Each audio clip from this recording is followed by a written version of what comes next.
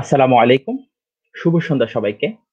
বিশ্ব অ্যান্টিবায়োটিক সচেতনতা সপ্তাহ 2020 উপলক্ষে ফিজিওলজি, বায়োকেমিস্ট্রি, ফার্মাকোলজি বিভাগ সিভাসু কর্তৃক আয়োজিত আজকের এই ওয়েবিনারে সবাইকে আমন্ত্রণ জানাচ্ছি।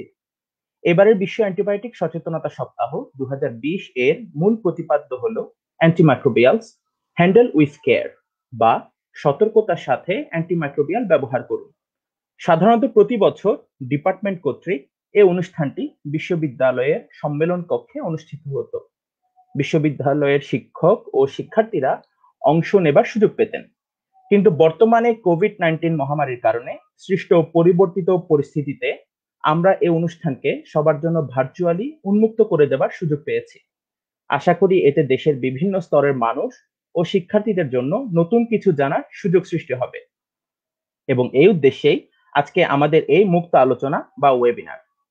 আজকের এই মুক্ত আলোচনায় আমরা জানব অ্যান্টিবায়োটিক ও অ্যান্টিমাইক্রোবিয়াল গুলো কি কি এবং কেন তাদের ব্যবহার সতর্কতার সাথে করা প্রয়োজন, আর যদি আমরা না করি তাহলে আমাদের কি কি ক্ষতি হতে পারে। আর এই বিষয়সমূহ নিয়ে আলোচনায় আমাদের সাথে থাকছেন দেশের সম্মানীয় কয়েকজন বিজ্ঞানী, শিক্ষক ও পেশাজীবী। আজকে আমাদের এই অনুষ্ঠানে আলোচক হিসেবে উপস্থিত আছেন চট্টগ্রাম ভেটেরিনারি ও অ্যানিমাল সায়েন্স বিশ্ববিদ্যালয়ের ভেটেরিনারি মেডিসিন অনুষদের ডিন ও একজন স্বনামধন্য অণুজীব বিজ্ঞানী অধ্যাপক ডক্টর আব্দুল আহাদ স্যার।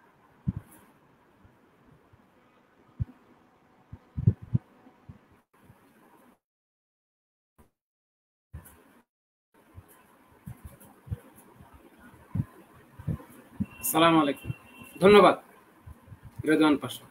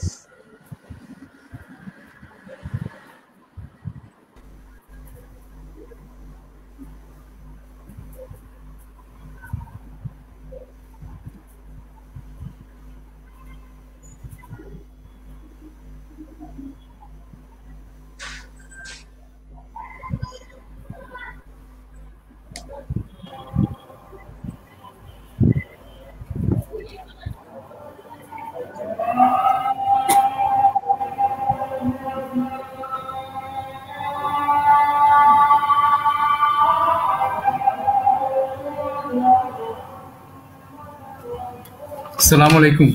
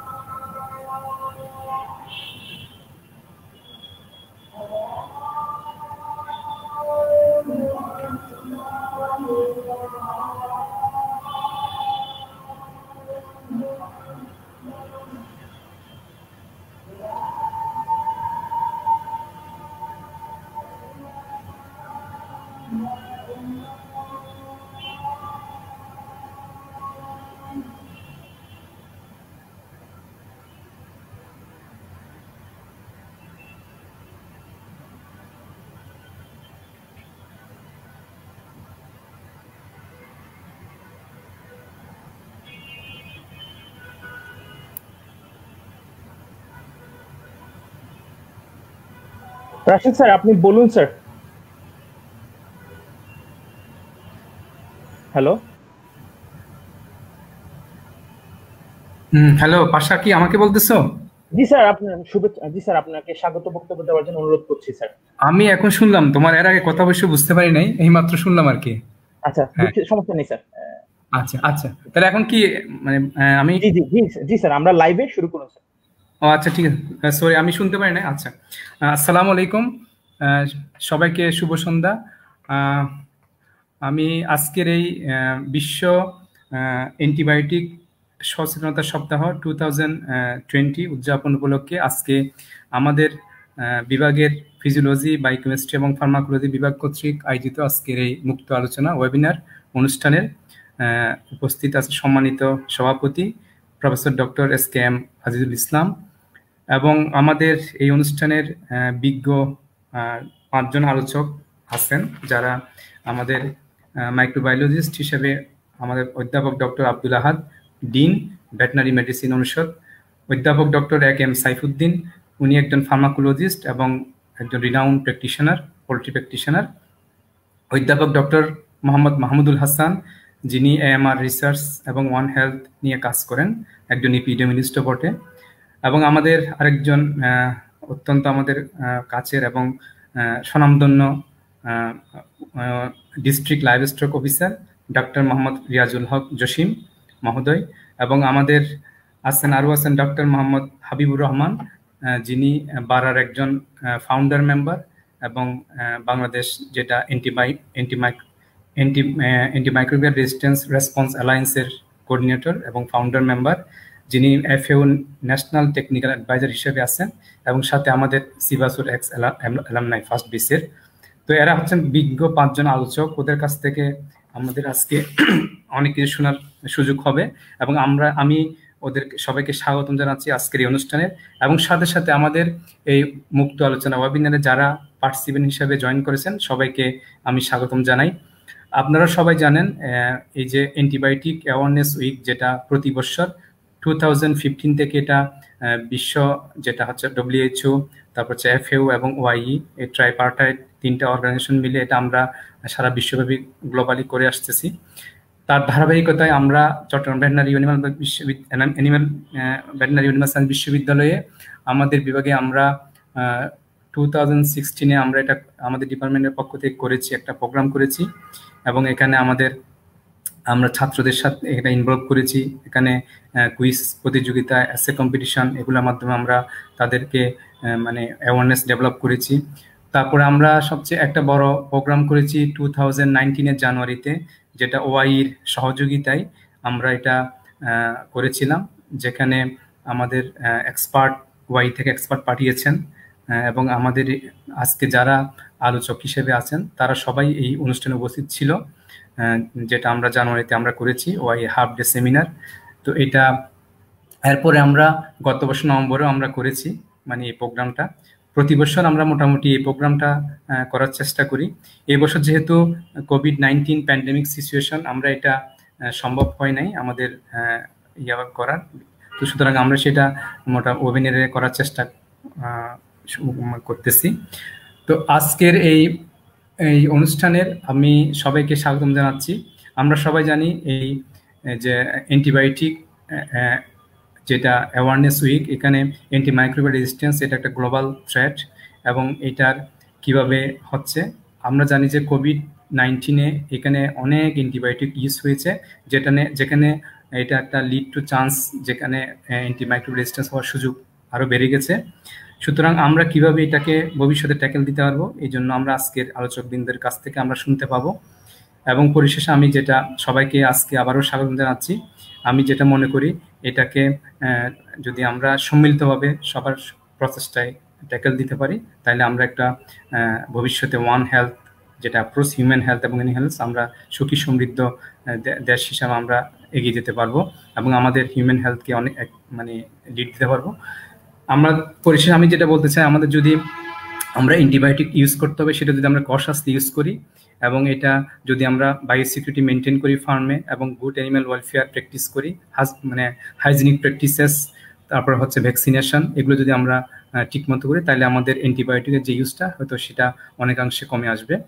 তো এই বলে আমি আবারও সবাইকে স্বাগতম জানিয়ে আমি আমার বক্তৃতা এখানে শেষ করছি। আসসালামু আলাইকুম। ধন্যবাদ ডক্টর মোহাম্মদ রাশিদুল আলম স্যারকে ওনার স্বাগত বক্তব্যের পাশাপাশি শুভেচ্ছা প্রদানের জন্য। সুপ্রিয় সুধী, আমরা এখন চলে যাব আমাদের মূল আলোচনা পর্বে। আপনাদের কারো কোনো প্রশ্ন বা জিজ্ঞাসা যদি থাকে তবে তা ফেসবুকের কমেন্ট সেকশনে আমাদের জানাতে অনুরোধ করছি। কোনো আলোচকের জন্য সুনির্দিষ্ট করে প্রশ্ন থাকলেও তাও জানাতে পারে। আমরা আশা করব আপনাদের প্রশ্ন ও আলোচকদের বিশেষজ্ঞ উত্তরের মাধ্যমে আমাদের এই অনুষ্ঠান আরো প্রাণবন্ত হয়ে উঠবে। আমরা প্রথমে যেতে চাই আমাদের সম্মানিত ডিন মহোদয় অধ্যাপক ডক্টর আব্দুল আহাদ স্যারের কাছে।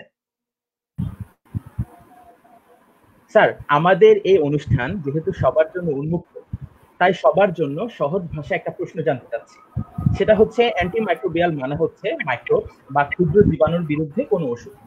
এই জীবাণু বা মাইক্রোবস গুলো আসলে কি এবং তারা আসলে কতটুকু শক্তিশালী যে কারণে আমরা তাদেরকে মারতে চাচ্ছি, আর তাদের এই ক্ষমতার কারণটা কি? স্যার যদি একটু আমাদেরকে জানাতেন।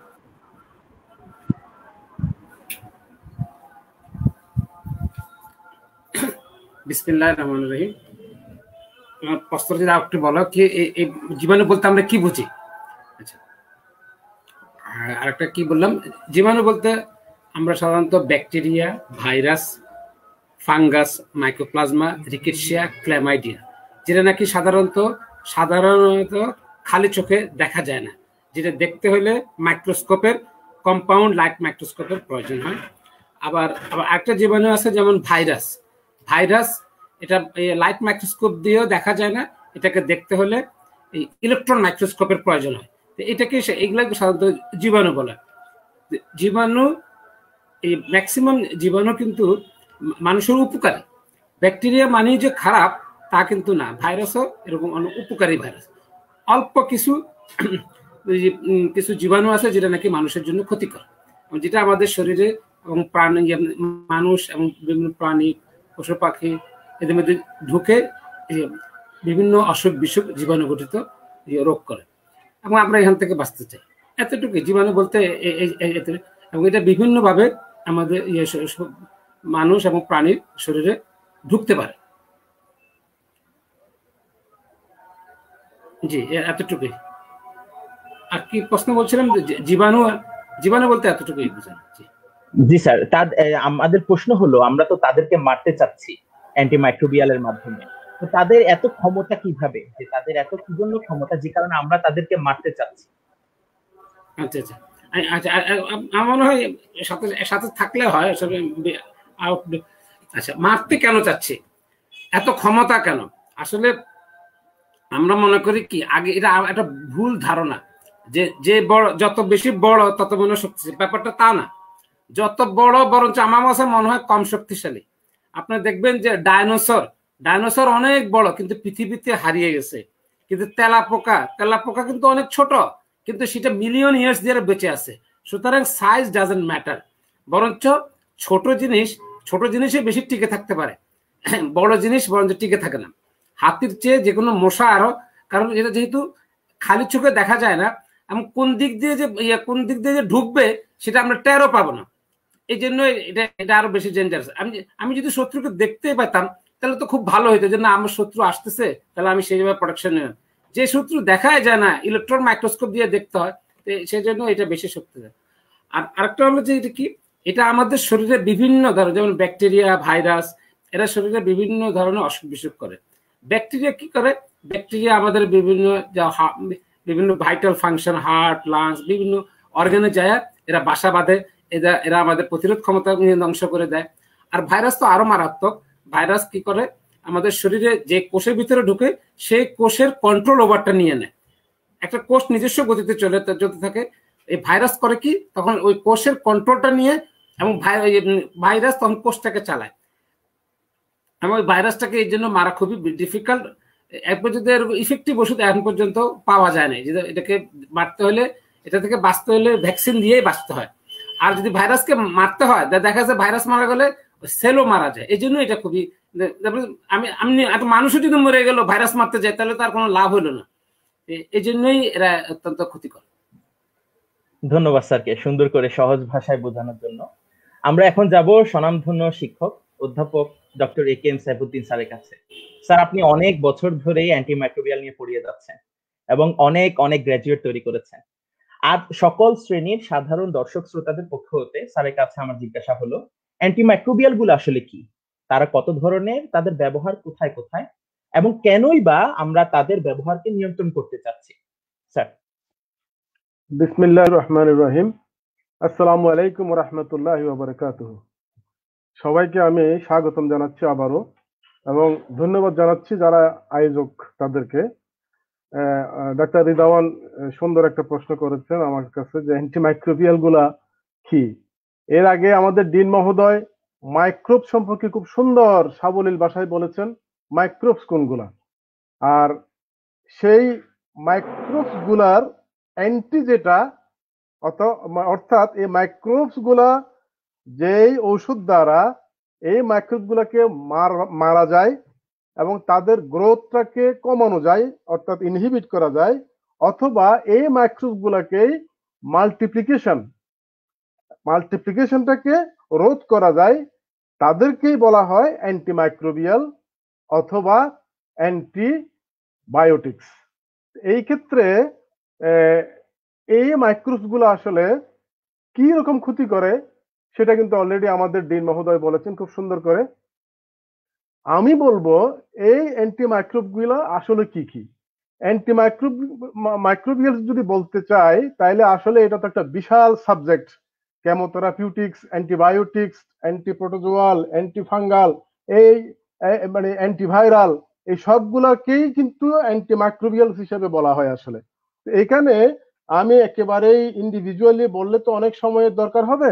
আমি যেভাবে বলবো এই অ্যান্টিমাইক্রোবিয়ালসকে যেভাবে ভাগ করা হয়েছে তাকে অনেকটা এভাবেই করা যায়। সেটা হচ্ছে কিছুকে তার মুড অফ অ্যাকশন দিয়ে ভাগ করা হয়েছে, কিভাবে কাজ করে মাইক্রোবস এর উপরে, এইটা একটা ভাগ আছে। আরেকটা হচ্ছে এটা কিভাবে মারে এবং কিভাবে স্ট্যাটিক করে, যেমন ব্যাকটেরিওস্ট্যাটিক বলে, ব্যাকটেরিওসাইডাল বলে, আবার কিছু কিছু বলা হয় যে ব্রড স্পেকট্রাম অ্যান্টিমাইক্রোবিয়ালস। ব্রড স্পেকট্রাম মানে একসাথে অনেকগুলো মাইক্রোবস এর উপরে কাজ করে, সেগুলোকে ব্রড স্পেকট্রাম বলা হয়। আবার কিছু কিছু আছে ন্যারো স্পেকট্রাম, যেগুলো কম মাইক্রোবস এর উপরে কাজ করে, এগুলো ন্যারো স্পেকট্রাম কাজ করে। সেই হিসেবে আমরা ব্যাকটেরিওস্ট্যাটিক এবং ব্যাকটেরিওসাইডাল এই দুইটাকে ভাগ করতে পারি। যেমন ব্যাকটেরিওস্ট্যাটিক মানে ব্যাকটেরিয়াকে স্ট্রেট করে রাখে, গ্রোথটাকে ইনহিবিট করে রাখে, মাল্টিপ্লিকেশনকে রোধ করে রাখে। আর ব্যাকটেরিওসাইডালটা হচ্ছে যেগুলো তাকে ব্যাকটেরিয়াটাকে মেরে ফেলতে পারে।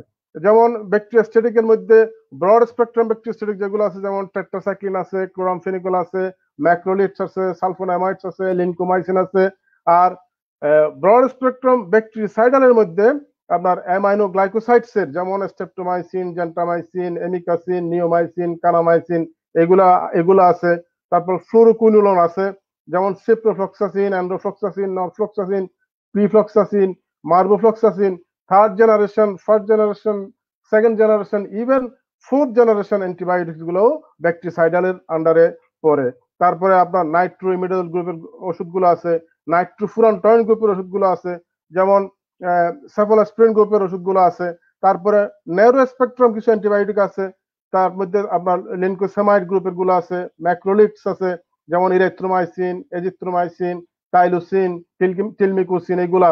তারপরে আমি আর দু একটা যেগুলোর নাম বলবো যেগুলোকে আসলে আমরা মিসসেলিনিয়াস অ্যান্টিমাইক্রোবিয়ালস হিসাবে চিনি, এবং এটা আবার আমরা অনেকেই জানিও না যে এটা অ্যান্টিমাইক্রোবিয়ালস, এবং অনেকেই মানে গ্রোথ প্রমোটর, প্রোবায়োটিক্স এভাবে ইউজ করা হয়।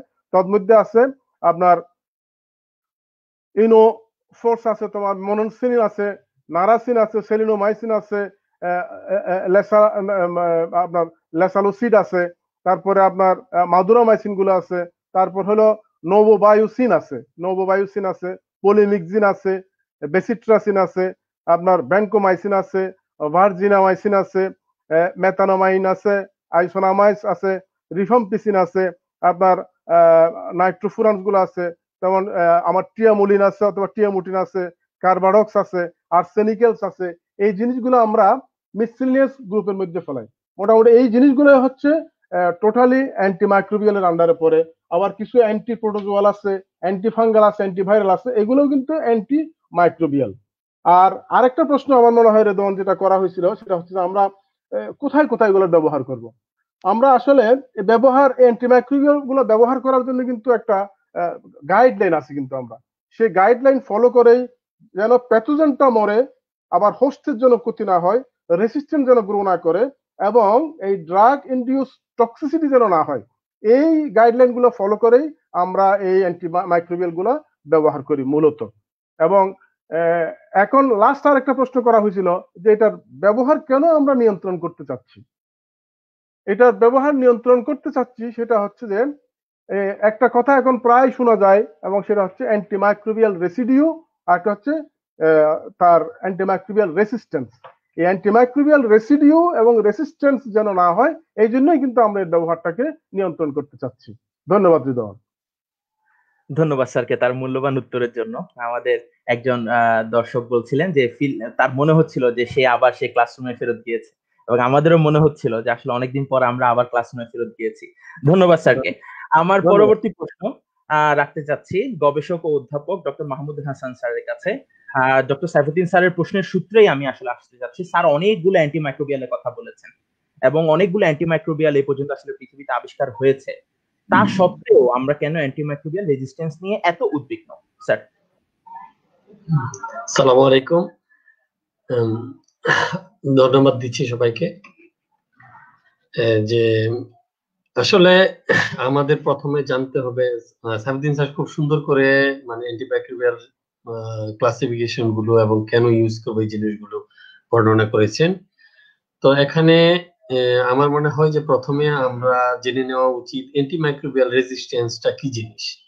অ্যান্টিমাইক্রোবিয়াল রেজিস্ট্যান্স হলো যে মানে মাইক্রোবসের অ্যান্টিবায়োটিকের প্রতি যে তার অ্যান্টিবায়োটিক যে মাইক্রোবসকে মারতে পারে সেটার ক্ষমতাটাকে হারিয়ে ফেলা।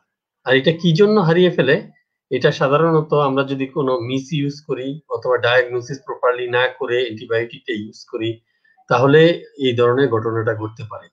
আর এই ধরনের ঘটনা যে ঘটছে এটার জন্য WHO অলরেডি একটা জিনিস ডিক্লেয়ার করছে যে AMR হলো আমাদের যে টপ 10 পাবলিক হেলথ থ্রেটস হিউম্যানিটির জন্য, সেটার মধ্যে AMR হলো একটা বিগ চ্যালেঞ্জ এটা আমাদের। আর আমরা উদ্বিগ্ন এই জন্য যে আমরা যেভাবে অ্যান্টিবায়োটিক গুলো ইউজ করছি এবং এটা যদি আস্তে আস্তে রেজিস্ট্যান্স হয়ে যায়, তাহলে আমরা পরবর্তীতে এক সময় আসবে যেখানে হয়তো আমরা অ্যান্টিবায়োটিক ইউজ করব অথচ প্যাথোজেনকে মারতে পারবো না। কারণ কি, তখন দেখা যাবে যে অ্যান্টিবায়োটিক গুলো রেজিস্ট্যান্স ডেভেলপ করে ফেলছে স্পেসিফিক প্যাথোজেন গুলো। তো আমরা যদি দেখি বর্তমান যে প্যান্ডেমিক চলছে করোনা, সেই ক্ষেত্রে অনেক মানে ধরনের অ্যান্টিবায়োটিক ইউজ করা হচ্ছে। এইটা আসলে এই করোনা পরবর্তী সময়ে এই জিনিসটা হয়তো আরো বেশি দেখা দিবে। তো আমরা যদি এই করোনা প্যান্ডেমিকের দিকেও তাকাই তাহলে দেখা যাবে আজকে পর্যন্ত প্রায় 15 লক্ষ মানুষ মারা গেছে এই করোনা মানে প্যান্ডেমিকের কারণে। কিন্তু যদি আমরা অ্যান্টিবায়োটিককে মানে ঠিক মতো ইউজ করতে না পারি, ব্যবহার ঠিক মতো আমরা না করি এবং তার ব্যবহারটাকে কন্ট্রোল না করি এবং স্পেসিফিক অ্যান্টিবায়োটিক স্পেসিফিক প্যাথোজেনের এগেইনস্টে ইউজ না করি, তাহলে 2050 সাল নাগাদ প্রতি বছর দেখা যাবে যে 1 কোটির বেশি মানুষ অ্যান্টিবায়োটিক রেজিস্ট্যান্স হওয়ার কারণে এই প্যাথোজেনের ইনফেকশন যে হবে তা থেকে আমরা প্রিভেন্ট করতে পারবো না, এবং 1 লক্ষ বা তার 1 কোটি বা তার বেশি মানুষ প্রতি বছর মারা যাবে। তা এই জন্য আমরা আসলে আমাদের অ্যান্টিবায়োটিক অনেক আছে, এটা বললে যেমন আছে তেমন এটা যদি আমরা ঠিকঠাক মতো ইউজ না করি, ঠিক প্যাথোজেন আইডেন্টিফাই না করে যদি এটা ইউজ করতে থাকি, তাহলে এটা আমাদের জন্য একটা হুমকির কারণ হয়ে যাবে। এই জন্য আমরা অ্যান্টিবায়োটিক যেগুলো আছে সেগুলোকে আমরা মানে ঠিকঠাক মতো এবং জুডিশিয়াল প্রসেসে এটা আমাদেরকে ইউজ করতে হবে। আর এই অ্যান্টিবায়োটিকটা যদি আমরা মানে ইউজ করতে থাকি তাহলে দেখা যাবে 2 ধরনের সমস্যা হতে পারে। একটা হলো সাইফুদ্দিন স্যার যেটা বলতেছিল যে অ্যান্টিমাইক্রোবিয়াল রেসিডিউ এবং অ্যান্টিমাইক্রোবিয়াল রেজিস্ট্যান্স। রেসিডিউ যেটা সেটা হলো সাধারণত আমরা দেখছি যে ফুড অ্যানিমেল গুলো আছে যেগুলো থেকে আমরা ফুড পাই, যেমন মিল্ক, মিট, এগ এগুলো পাই। যখন আমরা অ্যানিমেলে ইউজ করব তখন দেখা যায় যে এটা রেসিডিউ থেকে যায়, মানে অ্যানিমেলের মাংসে, দুধে অথবা ডিমে অথবা অন্য যে প্রোডাক্ট গুলো আমরা পাই সেগুলোতে থেকে যায়। তার কারণে যখন আমরা এটা কনজাম্পশন করি তখন এটা আমাদের শরীরে এটা মানে রেজিস্ট্যান্ট ডেভেলপ করে, একটা সার্টেন লেভেল যখন হবে তখন এটা রেজিস্ট্যান্ট হয়ে যায়। সেক্ষেত্রে দেখা যায় যে একটা মানুষ কখনো একটা group of antibiotic say use করে নাই তার লাইফ টাইমে, কিন্তু যখন তার সেন্সিটিভিটি টেস্ট করা হবে দেখা যাবে ওই অ্যান্টিবায়োটিকটা তার রেজিস্ট্যান্স, মানে সে কোনো না কোনো সময় সে কোনো ফুড গ্রহণ করছে যেটার মধ্যে রেসিডিউ ছিল, তার কারণে এটা রেজিস্ট্যান্ট হয়ে গেছে। তাছাড়াও মানে রেজিস্ট্যান্ট বিভিন্ন ব্যাকটেরিয়া গুলো রেজিস্ট্যান্ট যখন হয়ে যাবে তখন দেখা যাবে যে তার এটা ন্যাচারাল একটা প্রসেস, যখন কোনো অ্যান্টিবায়োটিক ইউজ করা হবে ব্যাকটেরিয়ার এগেইনস্টে বা কোনো প্যাথোজেন ভাইরাস যেগুলো কিছুর এগেইনস্টে ইউজ করব, তখন সে অল্টারনেটিভ পাথ হয়ে খুঁজবে যেটার মাধ্যমে সে তার সার্ভাইভ করতে পারবে সে। তো সেই জন্য তার বিভিন্ন ধরনের মেকানিজম আছে, এই মেকানিজম বর্ণনা করার মতো হয়তো এত লম্বা সময় এখানে নাই, তারপর বলছি যে এই মেকানিজম গুলোর মাধ্যমে সে এটা রেজিস্ট্যান্টটা ডেভেলপ করবে। এই জন্য আসলে আমরা এটা উদ্বিগ্ন যে আসলে কিভাবে আমরা অ্যান্টিবায়োটিক ইউজ করব এবং রেজিস্ট্যান্টটা কিভাবে আমরা মিনিমাম পর্যায়ে রাখবো এবং কিভাবে আমরা ভবিষ্যতের মানে পরবর্তী জেনারেশনের জন্য অ্যান্টিবায়োটিকটা সেফ রেখে যেতে পারবো। ধন্যবাদ রেদওয়ান। ধন্যবাদ স্যারকে তার সুন্দর উপস্থাপনার জন্য। আমরা এখন যাব জেলা প্রাণী সম্পদ অফিসার ডাক্তার রিয়াজুল হক স্যারের কাছে। স্যার, রেজিস্ট্যান্সের কথা এসেছে এবং আপনি চাকরি জীবনের বিরাট একটা সময় ফিল্ডে চিকিৎসা করেছেন। ফিল্ডে যে শুধুমাত্র মানুষ নয় বরং প্রাণীরাও অ্যান্টিবায়োটিক রেজিস্ট্যান্সের কারণে তারা সমস্যার সম্মুখীন হচ্ছে। আপনি এখন সরকারের একজন উচ্চপদস্থ কর্মকর্তা হিসেবে অসংখ্য ভেটেরিনারিয়ানের নেতৃত্ব দিচ্ছেন। আপনার দৃষ্টিতে অ্যান্টিমাইক্রোবিয়াল রেজিস্ট্যান্স বা এএমআর এর কারণে ফিল্ডে ভেট প্র্যাকটিশনাররা চিকিৎসা দেবার ক্ষেত্রে কতটুকু সমস্যার সম্মুখীন হচ্ছেন আমাদের যদি একটু জানাতেন স্যার। ধন্যবাদ রেদওয়ান। প্রশ্নটা কিন্তু আমার প্রফেশনের সাথে একেবারে সম্পৃক্ত এবং খুব ক্লেভারলি কোশ্চেনটা রেজ করা হয়েছে। যাই হোক, তারপরও এরপরের বক্তা যিনি আসবেন তিনি আমাদের হাবিব, আমাদের সিবাসিয়ান, তিনি খুব ক্লেভারলি অনেক কিছু উত্তর দিবেন, দেখবেন পরিষ্কার হয়ে যাবে এবং তিনি কিছু কথা বলবেন যেটা কিন্তু খুবই সকলেরই শোনা উচিত। তারপরে আমি একটু আগে বাড়াই বলি যে রেজিস্ট্যান্স কিন্তু যদি মনে হয় অ্যান্টিবায়োটিক আবিষ্কার নাও হতো বা অ্যান্টিবায়োটিক আবিষ্কার কবে হয়েছে, তার আগে কিন্তু জীবন যখন শুরু হয়ে অর্থাৎ মাইক্রোসের যখন সৃষ্টি হয়েছে তখন থেকে তার রেজিস্ট্যান্সও কিন্তু তার পাশাপাশি শুরু হয়েছে। সুতরাং সেটা লক্ষ বছর কোটি বছর আগের কথা। কথা হচ্ছে যে জুডিশিয়াস ইউজও যদি আমরা করি তাও কি রেজিস্ট্যান্স হবে না? তাও হবে। এবং সেটা কিন্তু প্রসঙ্গক্রমে যেহেতু আমাকে প্রশ্নটা করা হয়েছে যে আমাদের ফিল্ড ওয়ার্কটা কি বা আমি নিজে কি ধরনের সমস্যা ফেস করেছি রেজিস্ট্যান্সের কারণে, একেবারেই সত্য কথা যে আমরা সকলেই অনেকেই এখানে আসি প্র্যাকটিস করেছি জীবনের যে কোনো পর্যায়ে বা এখনো করি। সেক্ষেত্রে অবশ্যই রেজিস্ট্যান্স আমরা সরাসরি আমরা প্রত্যক্ষ করি যে সেটা শুধু ধরনের না যে এই ধরনের ড্রাগটা এখন কাজ করছে না এরকম না, প্রতিনিয়ত ডোজ বাড়াইতে হচ্ছে, প্রতিনিয়ত গ্রুপ চেঞ্জ করা লাগছে, প্রতিনিয়ত ব্রড কত ককটেল করা লাগতেছে। তো এগুলো আসলে কোনো সমাধান না, এত কিছু করে মাইক্রোসের এগেইনস্টে ফাইট করা। তো যেটা বলেছে আমাদের মাহমুদুল হাসান খুব ক্লিয়ারলি, যা আসলে আমাদের আহাদও বলার চেষ্টা করছে বা সাইবুদ্দিন স্যার, সেটা হচ্ছে যে আসলে মাইক্রোসের এগেইনস্টে যুদ্ধ করে টিকে থাকাটা এটা আসলে অনেক কঠিন। সেক্ষেত্রে আমাদের বলার চেষ্টা করেছিল রাশেদ, সেক্ষেত্রে আমাদের বায়োসিকিউরিটি ইস্যুগুলো সেক্ষেত্রে কিন্তু আমরা খুব মনোযোগ দিয়েছি। এবং আমি কিন্তু কিছু কথা ডিফার করে বলতে চাই, সেটা হলো যে আমরা কিন্তু যে খাদ্য এখন তৈরি করি আমাদের দুধ ডিম, আমরা বলি যে এটা নিরাপদ, আমরা প্রতিনিয়ত অধিক নিরাপদ কিভাবে করব তার জন্য আমরা কাজ করে যাচ্ছি। তো এই অ্যান্টিবায়োটিক ব্যবহার সেটা তো বিশ্বব্যাপী কিন্তু নানা হারে করা হচ্ছে। কিছু দেশ অবশ্যই এটাকে এডিবল প্রাণীতে নিষিদ্ধ করা হয়েছে, আমরা সেই দিকে যাচ্ছি। সেই বিষয়ে হয়তো পরে আমার কাছে প্রশ্ন থাকবে, আমি সেটাও বলবো। তবে ইতিমধ্যে আমরা ফিল্ডে যে প্র্যাকটিসটা করছি তাতে আমরা প্রতিনিয়তই রেজিস্ট্যান্সের শিকার, এবং সেটা কিন্তু আমরা চ্যালেঞ্জটা কিন্তু আমাদের নেওয়া লাগছে এবং প্রত্যক্ষ করছি। এইটুকু আমার বক্তব্য। ধন্যবাদ। ধন্যবাদ স্যারকে তার মূল্যবান মতামত তুলে ধরার জন্য। আমরা এখন যেতে চাই জাতিসংঘের food and agriculture organization FAO এর national technical adviser doctor Mohammad Habibur Rahman ভাইয়ের কাছে। হাবিব ভাই তার পেশাগত কারণে হিউম্যান ডাক্তার, প্রাণী ডাক্তার বা ভেট, ফার্মাসিস্ট, গবেষক সহ বিভিন্ন স্তরের পেশাজীবীদের সাথে কাজ করে যাচ্ছেন। সেই সূত্রে হাবিব ভাইয়ের কাছে আমার প্রশ্ন, বাংলাদেশের প্রেক্ষাপটে আসলে অ্যান্টিমাইক্রোবিয়ালের ব্যবহার ও রেজিস্ট্যান্সের কারণে অবস্থাটা বর্তমানে কেমন বা কতটুকু ভয়াবহ আমাদেরকে যদি একটু জানাতেন হাবিব। ধন্যবাদ। প্রথমেই আমি CVASU department of physiology, biochemistry and pharmacology ডিপার্টমেন্টকে ধন্যবাদ জানাই, কারণ খুব সময়োপযোগী এই ওয়েবিনারটা হচ্ছে। প্লাস আমি ব্যক্তিগতভাবে খুব গৌরবান্বিত মনে করতেছি, কারণ আমি আমার সাইফুদ্দিন স্যার, রাশেদ স্যার, আহাদ স্যার, আমাদের অনেক প্রিয় জসিম ভাই, আমার বন্ধু মিলাদ, ওদের সাথে একসাথে যে দুইটা কথা বলতে পারতেছি। So I am grateful to all. আর যারা শুনতেছেন তাদের কাছে প্রথমেই বলবো যে বাংলাদেশের প্রেক্ষাপটটা আসলে ভালো না। এখন ভালো না, তার অনেকগুলো সমস্যা আছে। আমরা যদি সমস্যাগুলোকে ক্যাটাগরি অনুযায়ী ভাগ করি, তো প্রথম আমরা দেখব কিছু ফিজিক্যাল প্রবলেম চলতেছে। এটা শুধু বাংলাদেশ না, গ্লোবালি চলতেছে। এক নম্বর হচ্ছে পৃথিবীটা মাইক্রোব ছাড়া চিন্তাই করা যায় না। সো আমরা আষ্টে পৃষ্ঠে মাইক্রোবস দ্বারা আবর্তিত, বাট অধিকাংশই ভালো, কিছু আছে প্যাথোজেন্স।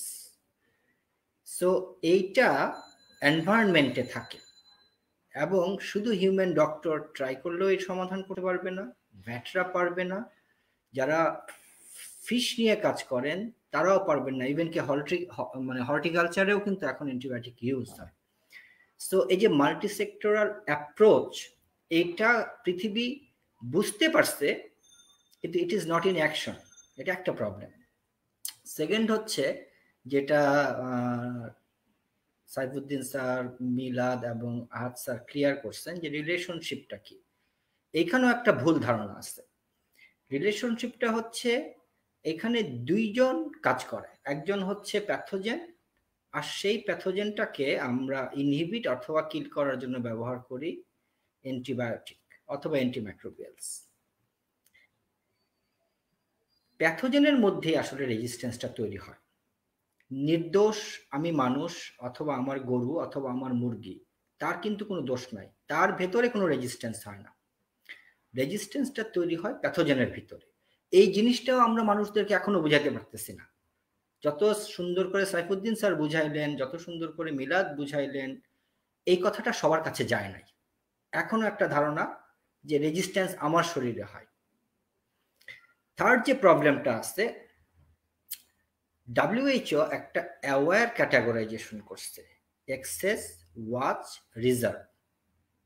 এক্সেস হচ্ছে সেই ধরনের অ্যান্টিবায়োটিক, সাইফুদ্দিন স্যার যে অনেক লম্বা লিস্ট বললেন, সেই লিস্ট থেকে সেই অ্যান্টিবায়োটিকগুলোকে এক্সেসে রাখা হয়েছে, যেগুলা একটা অর্গানিজমকে টার্গেট করেই সে কাজ করে। ওয়াচের মধ্যে দুই ধরনের অ্যান্টিবায়োটিক আমরা পাই, সেটা একটু একটু ব্রড স্পেকট্রাম, কয়েকটা মাইক্রোবসের উপর কাজ করে, এরকম একটা জায়গা। আর ওয়াচের একটা প্রবলেম হচ্ছে ওয়াচ অ্যান্টিবায়োটিক্সরা AMR তৈরি করে বেশি। থার্ড গ্রুপটা যেটা, সেটাকে বলা হচ্ছে রিজার্ভ গ্রুপ। সেই রিজার্ভ গ্রুপের ড্রাগগুলো হচ্ছে গ্লোবালি এই ওষুধগুলাই এখন মানুষের জীবন বাঁচানোর জন্য শেষ সম্বল, সেগুলোকে আমাদের বাঁচায় রাখতে হবে। এইভাবে আমাদের ভ্যাটসরা, আমাদের ক্লিনিশিয়ানসরা এখনো দেখেন না, খুবই গুটি কতক মানুষ এটা জানেন। থার্ড যে প্রবলেমটা হচ্ছে, কিভাবে সাইফুদ্দিন স্যার কিন্তু উল্লেখ করছেন যে একটা ভালো গাইডলাইন দরকার, যেটা দিয়ে মানুষ অ্যান্টিবায়োটিকটা ব্যবহার করতে পারবে। সেরকম কোনো গাইডলাইন নাই, এটা যে যার মতো নিজের রেসিপি করে নেয়। আনফর্চুনেটলি আমাদের দেশটা এমন একটা দেশ যে এখানে যে কেউ যে কোনো কম্বিনেশন অফ ড্রাগস তৈরি করে রেজিস্ট্রেশন নিয়ে তারপরে ওষুধটা বিক্রি করার একটা পর্যায়ে ছিল এই দেশে। এটা একটা বিরাট প্রবলেম ছিল। আরেকটা হচ্ছে weak surveillance. Basically AMR issue is a evidence based issue. যতদিন না আমরা জানতে পারবো আমাদের পোল্ট্রি সেক্টরে আসলে কোন কোন অর্গানিজম কোন কোন অ্যান্টিবায়োটিকের এগেনস্টে রেজিস্ট্যান্ট, সেইটার যদি স্ট্রং সার্ভিলেন্স সিস্টেম না হয়, তাহলে আমরা একটা বিপদের মধ্যে আছি। আমরা জানি যে সিভাসু খুব স্ট্রং, ওদের এখানে আপনার হয় টেস্টগুলো করা হয়, কিন্তু আমাদের সারা দেশের অবস্থাটা খুব একটা ভালো না। এটা হিউম্যান হেলথের ক্ষেত্রে একই অবস্থা। তারপর আছে লিগ্যাল সাপোর্ট নাই। আমরা আইনগতভাবে অনেক কিছু চাই, আমরা করতে পারি না। যেটা রাশেদ স্যার উল্লেখ করলেন, OIFAO এবং সিভাসু মিলে আমরা যে একটা curriculum AMR establishment of AMR in vet curriculum, সেটার আমরা একটা ওয়ার্কশপ করছি। তো কোর্স কারিকুলাম গুলোর মধ্যে কতটুকু অংশে AMR আছে, আমাদের ফিউচার ডক্টররা কিভাবে দেখতেছেন এটাকে, সেটা একটা issue. OTC, over the counter quack practice, huge pharmaceutical মার্কেটের একটা প্রেশার আছে। আমি আগেই বলি, আমরা বারার পক্ষ থেকে আসলে কিছু কথা বলবো যেগুলো হচ্ছে বাস্তবতা, আমাদের দায়িত্ব হচ্ছে বাস্তবতা বলা। আমি মানে কোনো কারো মানে কোনো রকম অন্যরকম ক্ষতি হোক সেই থেকে না, ওভারঅল জিনিসটা আমাদের জানা দরকার, তাই শেয়ার করতেছি। এই যে আমি 10-12টা প্রবলেম বললাম, সেই 10-12টা প্রবলেমের পিছনের কারণটা কি সেটা বার আইডেন্টিফাই করছে। এটা কেন হচ্ছে, কেন চেঞ্জ করতে পারতেছে না? তার প্রথম প্রবলেমটা হচ্ছে কগনিটিভ বায়াস, সাইকোলজির একটা শব্দ। কগনিটিভ বায়াস হচ্ছে ছোটকাল থেকে আমরা আস্তে আস্তে যেগুলো দেখে আসি, যেগুলো আমাদের মাথার ভিতর একদম স্ট্রংলি বসে যায়, আমরা পরবর্তীতে যত ইনফরমেশন পাই না কেন সেটাকে আমরা তার আঙ্গিকে তার মতো করে দেখতে পছন্দ করি।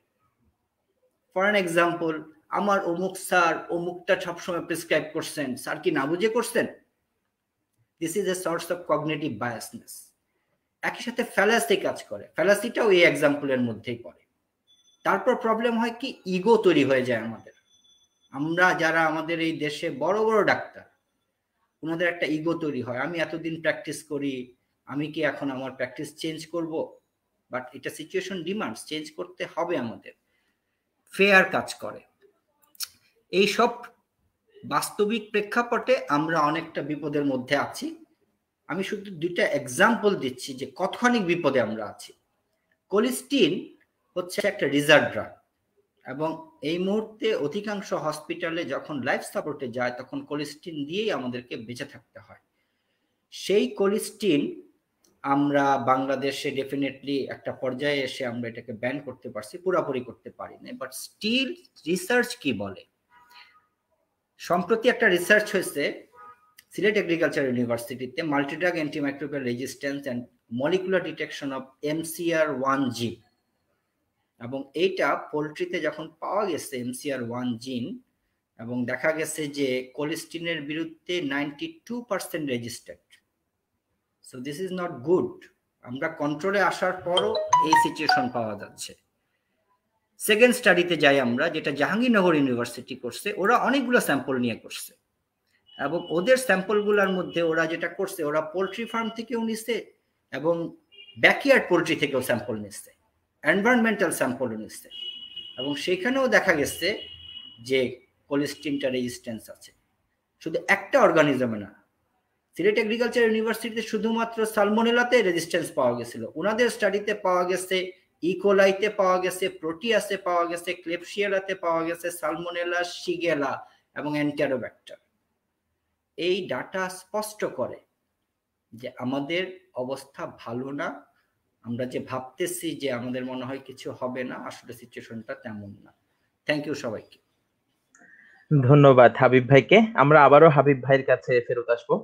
আমরা এখন ডক্টর মাহমুদুল হাসান স্যারের কাছে আরেকবার যেতে চাই। আমরা জানি স্যার দীর্ঘদিন অ্যান্টিমাইক্রোবিয়াল ব্যবহার, রেজিস্ট্যান্স নিয়ে আপনি গবেষণা করে যাচ্ছেন। স্যারের কাছে জানার আগ্রহ হলো, এই যে রেজিস্ট্যান্স ও অ্যান্টিবায়োটিক ব্যবহার নিয়ে আমাদের দেশীয় গবেষণা সমূহ আসলে কি বলে, এবং সেই সূত্রে অ্যান্টিমাইক্রোবিয়াল ব্যবহারের ক্ষেত্রে কতটুকু সচেতনতা জরুরি, আপনার নিজস্ব গবেষণা এবং আপনার নিজস্ব অভিজ্ঞতা থেকে যদি আপনি কিছু বলতেন। হ্যাঁ, ধন্যবাদ রেদওয়ান। যে আসলে আমি 2টা ব্যাপারেই কিছু রিসার্চ করেছি, এবং এগুলোর কিছু ফলাফল প্রকাশনা আকারেও আসছে। এর মধ্যে কিছু অ্যান্টিমাইক্রোবিয়াল রেসিডিউ দেখেছি, যেগুলো হলো ফুড অ্যানিমেল, স্পেশালি হলো মিট, মিল্ক, এগ এবং ফিশ, এগুলোতে দেখেছি। এবং এটা বিভিন্ন গ্রুপের অ্যান্টিবায়োটিক আমরা দেখেছি, কোলিস্টিনও দেখেছি, সিপ্রোফ্লক্সাসিন, এড্রোফ্লক্সাসিন, গ্রুপ ওয়াইজ অক্সিডেটাসাইক্লিন, এগুলো দেখেছি, এবং একটা ভালো অ্যামাউন্ট আমরা পেয়েছি। কিছু পাবলিশড অলরেডি আর্টিকেল আছে, আর আরেকটা প্রজেক্ট আমার এখন বর্তমানে চলতেছে, সেটাতেও এখন কাজ চলতেছে। ইনিশিয়াল কাজে যা দেখা গেছে সেটাতেও মানে অ্যালার্মিং যে রিসিডিউর পরিমাণটা, এটা আমরা টিএলসি তে পাচ্ছি। এখন আমরা ইউএসপিএলসি তে করলে পরিমাণটাও হয়তো আমরা জানতে পারবো, তখন হয়তো আমরা এটা বুঝতে পারবো যে যে কি পরিমাণ থাকলে এটা মানে আমাদের শরীরে মানে মানবদেহে এটা ক্ষতিকর হতে পারবে, এটা এখনো প্রক্রিয়াধীন, এটা আমাদের চলতেছে। আর রেজিস্ট্যান্ট ব্যাপারে যদি কথা বলি, আমরা অনেকগুলো কাজ করেছি। এটা আমরা পোল্ট্রি ফার্ম, তারপরে এগুলোতে থেকে স্যাম্পল নিয়েছি, সরাসরি পোল্ট্রি থেকে স্যাম্পল নিয়েছি, পোল্ট্রি ফার্ম এনভায়রনমেন্ট থেকে স্যাম্পল নিয়েছি। আমরা বেসিক্যালি সালমোনেলা, ইকোলাই এবং স্ট্যাফাইলোকোকাস এই তিনটা অর্গানিজমের এগেইনস্টে রেজিস্ট্যান্ট দেখেছি। তো এটাতেও আমাদের মানে অনেকগুলোই রেজিস্ট্যান্ট পেয়েছি এবং এগুলো আমাদের আর্টিকেল গুলো পাবলিশড অনেকগুলো আছে অলরেডি, আর কিছু আছে যে অন দা ওয়ে প্রসেসিং এ আছে। আর আরো কিছু কাজ হয়েছে আমাদের, যেটা হলো ইফ্লুয়েন্টে, যে হসপিটালের বিশেষ করে হিউম্যান হসপিটাল এবং হলো ভেটেনারি হসপিটাল যেখানে চিকিৎসা হয়, তাদের যে ইফ্লুয়েন্ট ড্রেনেজের যে ওয়াটার, সেই ওয়াটারে কি পরিমাণ মানে মাইক্রো অর্গানিজম আছে, এই মাইক্রো অর্গানিজম গুলো থেকে আমরা বিশেষ করে সালমোনেলা, ইকোলাই এবং স্ট্যাফাইলোকোকাস এই তিনটাকে আইডেন্টিফাই করেছি এবং ওইটাতে রেজিস্ট্যান্সের লেভেল দেখেছি কি পরিমাণ রেজিস্ট্যান্স আছে। তো এই ক্ষেত্রে আমরা দেখেছি যে এটাতেও বেশ মানে অ্যালার্মিং পরিমাণ রেজিস্ট্যান্ট অ্যান্টিবায়োটিক আমরা পেয়েছি এবং এইটার সূত্র ধরেই আমরা কিন্তু ফিশে কিছু কাজ করছি এখন, রেজিস্ট্যান্ট এবং রেসিডিউ দুইটা নিয়েই। তো এইটা আসলে সচেতনতা বাড়াতে হবে এই জন্য যে আমরা যদি এই আগেও আমি এটা বলেছি এবং হাবিব কিন্তু খুব সুন্দরভাবে এটা এক্সপ্লেন করেছে আমাদের অ্যান্টিবায়োটিকের ক্যাটাগরি গুলো কিভাবে আমরা ইউজ করব। তো সেটা যদি আমরা ওইভাবে ইউজ করতে থাকি তাহলে হয়তোবা এই যে রেজিস্ট্যান্টের যে ব্যাপারগুলো আছে সেগুলো হয়তোবা আমরা মানে ভবিষ্যতের জন্য কিছুটা হলেও কমাতে পারবো। যেমন এখনো আমাদের কিছু কাজ হচ্ছে, যেটা হলো মিট, মিল্ক এবং এগ থেকে আমরা মানে ইকোলাই এবং ইএসবিএল প্রোডিউসিং ইকোলাই এগুলাকে আমরা আইসোলেট করতেছি এবং এটা জেনেটিক অ্যানালাইসিসও করছি, যেটা থেকে আমরা বুঝতে পারবো আসলে কোন মানে স্পেসিফিক কোন জিনের জন্য আসলে কোন অ্যান্টিবায়োটিকের কোন জিনটার জন্য এটা আসলে রেজিস্ট্যান্ট হয়েছে। তো এই জিনিসগুলো আমরা এখন অনগোয়িং রিসার্চ চলতেছে। আর যেহেতু আমরা ঘনবসতিপূর্ণ দেশে অবস্থান করছি, দুইটা ক্ষেত্রেই আমাদের এটা দেখতে হবে যে এগ্রিকালচারাল ইন্টেন্সিফিকেশন হচ্ছে আমাদের খাদ্যের নিরাপত্তার জন্য। এখন খাদ্যের অনেকটা স্বয়ংসম্পূর্ণ আমরা, বিশেষ করে এগ্রিকালচারাল যে প্রোডাক্ট গুলো প্রায় সবগুলোতেই আমাদের অনেকগুলোতেই আমাদের এখন সাফিসিয়েন্ট প্রোডাকশন হচ্ছে, বিশেষ করে অ্যানিমেল সেক্টরে যেগুলো আছে। কিন্তু এখন আমাদের যেটা দরকার, যদি সেফ ফুড প্রোডাকশন করতে চাই সেক্ষেত্রে আমাদের অ্যান্টিবায়োটিকের ইউজ এটা অবশ্যই নির্দিষ্ট একটা গাইডলাইনের ভিতরে এসে লিমিট করতে হবে। আদারওয়াইজ আমাদের এই মানে অ্যান্টিবায়োটিক রেজিস্ট্যান্সটা আমরা রোধ করতে পারবো না এবং ভবিষ্যতের জন্য আমাদের এটা খুবই অ্যালার্মিং হবে। এবং এই যে আমরা যে ছোটখাটো যে গবেষণা করতেছি, দেশীয় গবেষণাগুলো, এই গবেষণাগুলোতে যদি মানে আর্থিক কিছু মানে সহযোগিতা আরো পাওয়া যায় বা ফান্ডিং এর আরো মানে অপরচুনিটি আসে, হয়তো আমরা আরো ভালোভাবে এই কাজগুলো করতে পারবো। এবং এটা তো স্বাভাবিক যে উন্নত অনেক দেশে অনেক অ্যান্টিবায়োটিক গুলাকেই তারা রেস্ট্রিক্টেড করতে পেরেছে তাদের এই গবেষণার ফলের উপর ভিত্তি করেই।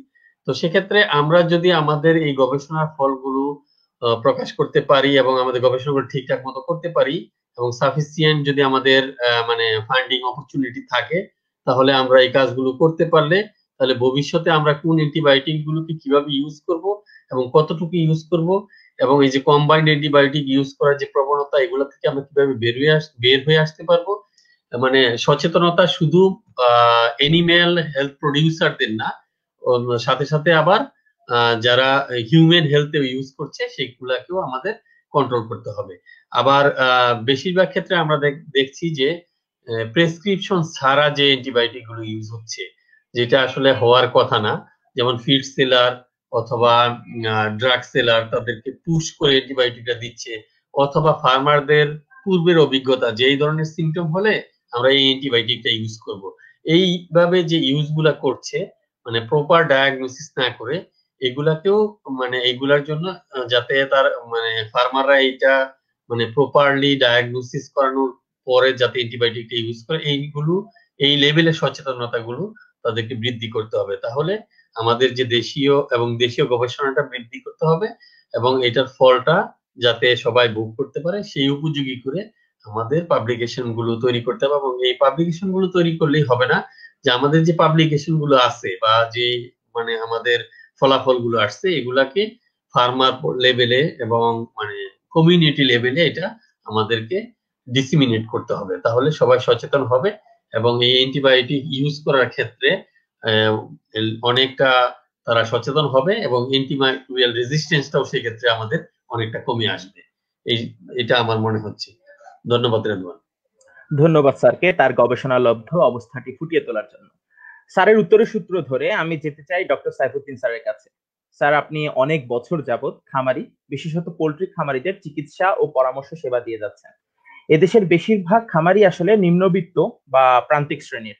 অ্যান্টিমাইক্রোবিয়াল রেজিস্ট্যান্স বা এএমআর এর কারণে আমাদের এই দরিদ্র প্রান্তিক খামারিরা আসলে কতটুকু ক্ষতির সম্মুখীন হচ্ছেন, এবং আপনার দৃষ্টিতে তাদের মধ্যে সচেতনতা সৃষ্টির জন্য কিভাবে কাজ করলে ভালো হয় বলে মনে করেন স্যার? ধন্যবাদ রেদওয়ান।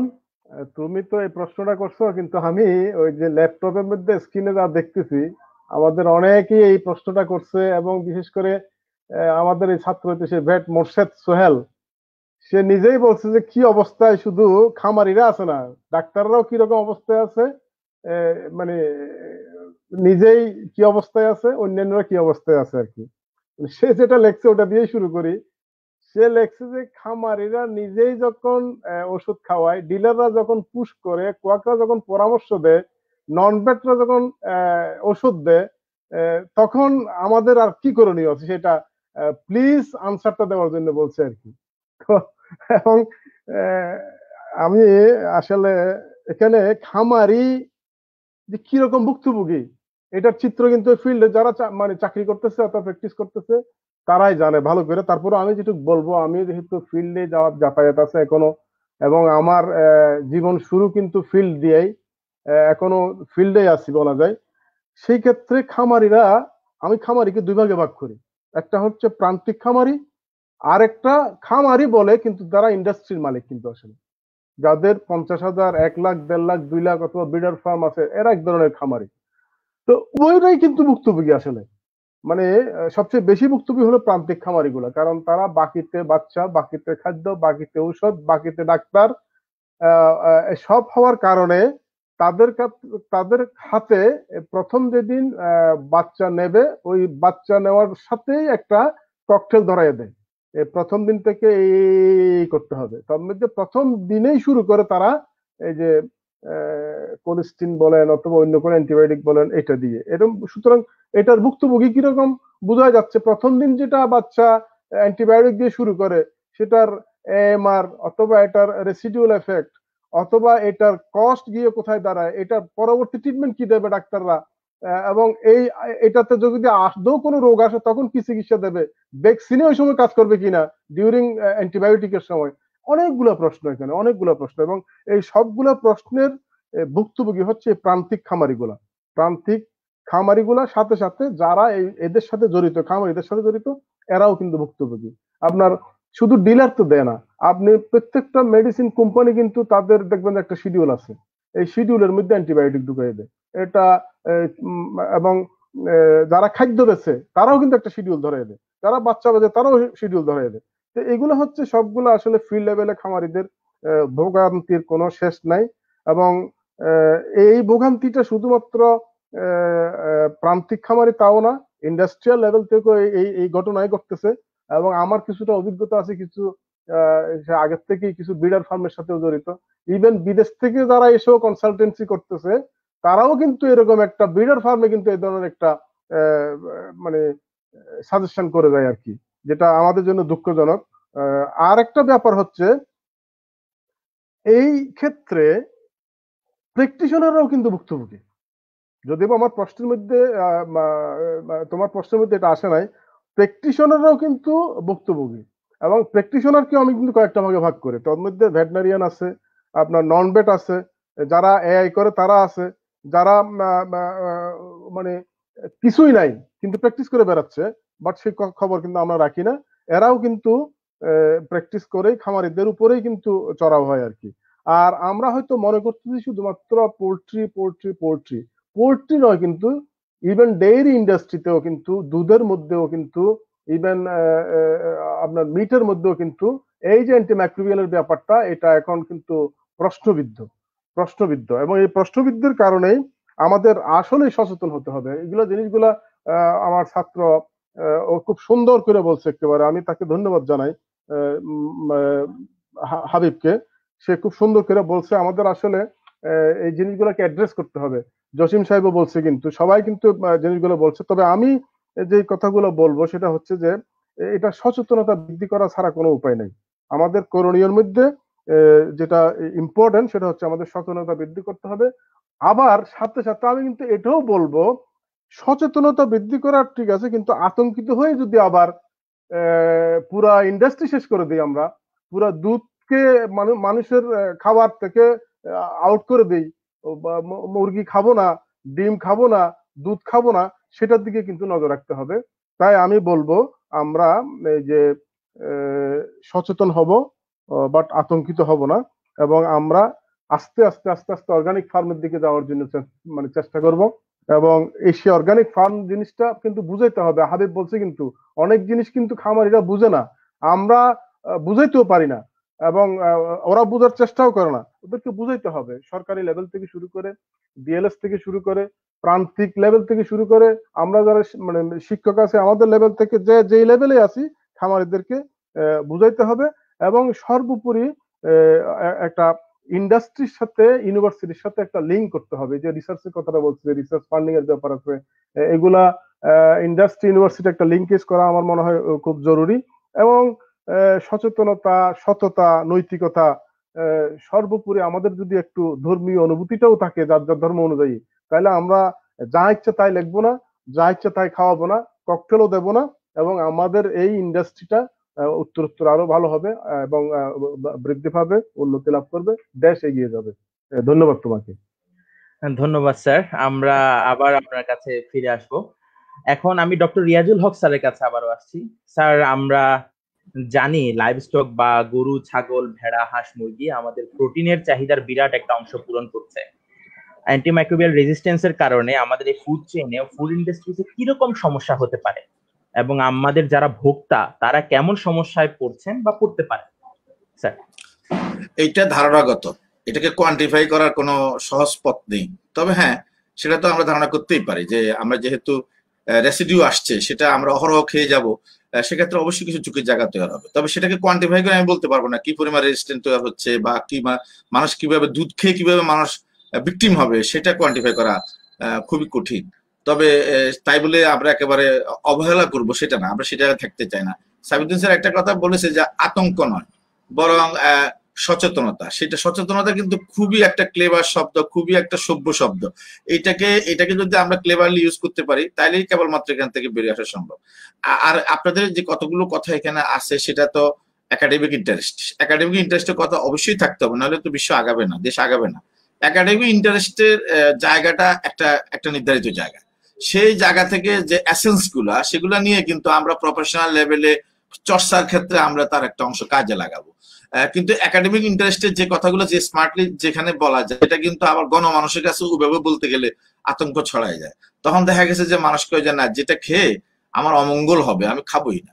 তো তাহলে ফুড সিকিউরিটি কোথায় আসবে? আচ্ছা, যদি সে খেতে যদি অত অবহেলা করে, তাহলে তো যে ইন্ডাস্ট্রির সাথে জড়িত তারা টিকে থাকবে কেন? তো ন্যায্য মূল্য পাচ্ছে না।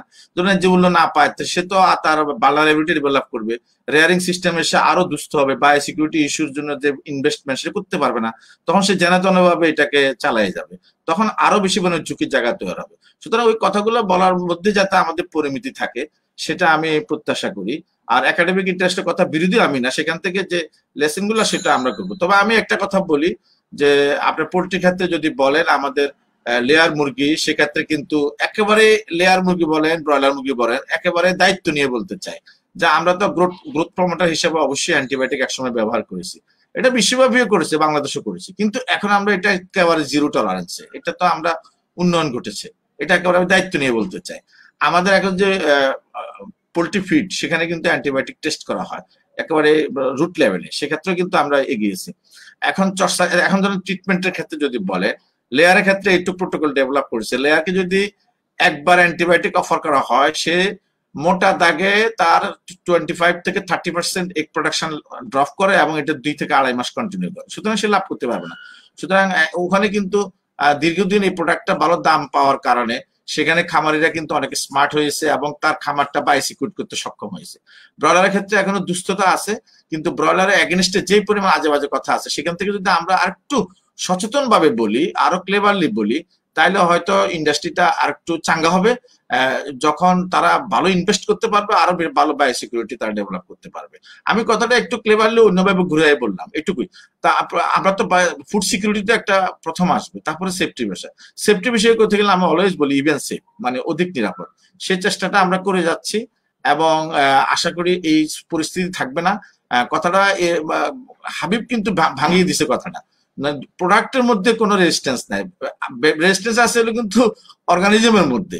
সুতরাং একজন লোক ভয়ে কিন্তু কোনো প্রোডাক্ট খেলো না, মানে দুধও খেলো না, মাংস খেলো না, কিন্তু রেজিস্ট্যান্ট ডেভেলপ করা কোনো ব্যাকটেরিয়া দ্বারা অন্যভাবে সে আক্রান্ত হইলো, সে কিন্তু রেজিস্ট্যান্ট, সে কিন্তু দুধও খায় নাই, মাংসও খায় না।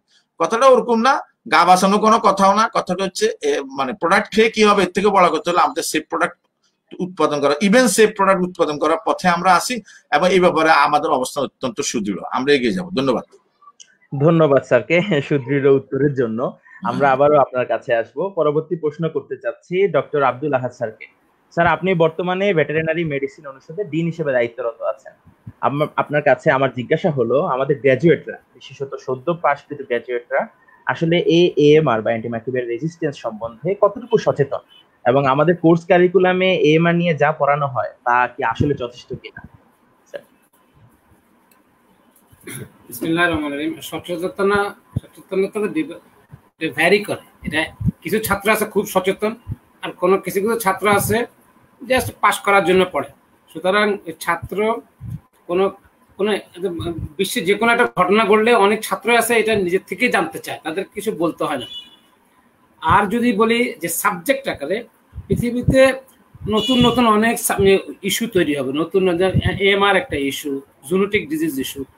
এর মানে এটা না যে নতুন নতুন ইস্যু হবে আর সবগুলো একটা একটা করে সাবজেক্ট বা ভেটেরিনারিতে ঢুকাইতে হবে, তাহলে তো ছাত্ররা তো অবস্থা ঘাইল হয়ে যাবে। তবে হ্যাঁ, আমি এটা ডিসএগ্রি করি না। ইম্পর্টেন্ট জিনিস এটা একটা চ্যাপ্টারে যেভাবে ঢুকতে পারে অ্যান্টিমাইক্রোবিয়াল রেসিস্ট্যান্স, এটা ডিপেন্ড করবে। যেমন এই জিনিস এই টপিকসটা পড়ানো হবে, কিছু অংশ পড়ানো হবে মাইক্রোবায়োলজিতে যিনি ব্যাকটেরিওলজি পড়ায়, আর কিছু অংশ পড়ানো হবে ফার্মাকোলজিতে। এটা ডিপেন্ড করবে যে টিচার ওই ক্লাসটা নেয়। উনি যদি মনে করেন যে না ঠিক আছে, এখন যেহেতু অ্যান্টিমাইক্রোবিয়াল রেসিস্ট্যান্স এটা একটা গ্রেট কনসার্ন, আমি আগে পড়ানো হয় নাই, আমি নতুন করে সুন্দর করে একটা চ্যাপ্টার, একদিন একটা সাবজেক্ট, একটা যে ওইটা ওইভাবে যদি ডিপেন্ডস, কিন্তু এটা কোর্স কারিকুলার ভিতরে এভাবে ঢুকায় দেওয়া হয়নি। আবার এটা কোর্স অন্যভাবে এটাকে ছাত্রদের অ্যাওয়ারনেস করা যেতে পারে। যেমন এখন যেমন ফিজিওলজি ডিপার্টমেন্ট ওয়ার্ক করতেছে কি অ্যান্টিমাইক্রোবিয়াল রেসিস্ট্যান্স অ্যাওয়ারনেস একটা উইক, একটা সেমিনার আয়োজন করছে। সেমিনার মাধ্যমে ছাত্রদেরকে জানানো দেওয়া যায়। আমি স্পেসিফিক এখন বলতে পারবো না যে কতটুকু জানে, it depends on the teacher. That mean ওই টিচার সিলেবাসে নাই, এটা তো সিলেবাস তো এরকম একটা জিনিস, সিলেবাস একটা ফিক্স থাকে, 5 বছর পর পর চেঞ্জ হয়। এটা প্রত্যেক বছর নতুন নতুন করে একটা যে ঠিক আছে এই আগে 1 বছর একটা নতুন করে ঢুকাই দিলাম, এইভাবে তার সিলেবাস হয় না। It depends on the teacher. সে যদি মনে করেন না যে গ্লোবালি এখন এটা যে কনসার্ন, ঠিক আছে আমি একটা ক্লাসে কোনো এক ফাঁকে এটা আমি বলে দিতে পারবো। তবে আমি মনে হয় সেবাসুর ইনশাল্লাহ আমি মনে করি ছাত্ররা they got the exposure by different ways, by medias and by the seminar, and also I'm thinking যে আমাদের যে ফ্যাকাল্টি যে টিচার আছে ওনারা খুবই সিনসিয়ার, ওনারা অবশ্যই ক্লাসে কথাগুলো বলেন। ধন্যবাদ। ধন্যবাদ স্যারকে। প্রিয় সুধী, আমরা এতক্ষণ অ্যান্টিমাইক্রোবিয়াল বা অ্যান্টিবায়োটিকের যথেচ্ছ ব্যবহারের কারণে কি সমস্যা বা ক্ষতি হতে পারে তা সম্মানিত স্যারদের কাছ থেকে শুনছিলাম। এখন আমরা এর সমাধান ও প্রতিকার নিয়ে জানতে চাইব। আমার প্রথম প্রশ্ন ডাক্তার হাবিব ভাইয়ের কাছে। আমার প্রশ্নটি হচ্ছে, যথেচ্ছ অ্যান্টিবায়োটিক ব্যবহার ও তার কারণে সৃষ্ট রেজিস্ট্যান্সের কারণে সবচেয়ে বেশি ক্ষতির মুখে পড়ছে সাধারণ মানুষ। একজন সাধারণ মানুষ নিজেকে বাঁচাতে তাহলে কি করতে পারে, বা কোন বিধি মেনে চললে মানুষ সহজেই নিজেকে এই এএমআর থেকে বাঁচাতে পারে? হাবিব ভাই। ধন্যবাদ রেদওয়ানকে। প্রথমে হচ্ছে যে এট দ্য এন্ড মানুষের জন্য সবকিছু। সো সাধারণ মানুষকে নিয়েই আসলে এই এএমআর এর ইস্যুটা। এবং আপনারা যদি খেয়াল করেন যে 2019 সাল পর্যন্ত এই উইকটার নাম ছিল ওয়ার্ল্ড অ্যান্টিবায়োটিক অ্যাওয়ারনেস উইক। এই বছর থেকে এটা হয়েছে ওয়ার্ল্ড অ্যান্টিমাইক্রোবিয়ালস অ্যাওয়ারনেস উইক। এটা করার মূল কারণটা হচ্ছে গ্লোবালি আপনার অ্যান্টিবায়োটিকের পাশাপাশি অ্যান্টিপ্যারাসাইটিক আদার ড্রাগস গুলো প্রচুর পরিমাণে ব্যবহার হচ্ছে। এবং সবচেয়ে দুঃখজনক হচ্ছে যে মেডিসিন বা ড্রাগের যেই আইনগুলো বাংলাদেশে আছে সেইটার তোয়াক্কা না করে বড় বড় প্রফেসররা সোশ্যাল মিডিয়াতে আইসা বলতেছেন যে অমুক অমুক অমুক অমুক ড্রাগ, সেটা কিন্তু আইনের একদম বিরুদ্ধে চলে গেছে। ফলে সাধারণ মানুষের মধ্যে একটা বিরাট আতঙ্ক তৈরি হয়েছে এবং মানুষ বাড়ি বাড়ি অ্যান্টিবায়োটিক কিনা, মার্কেটে কোনো অ্যান্টিবায়োটিক ছিল না, আইভারমেকটিন ছিল না।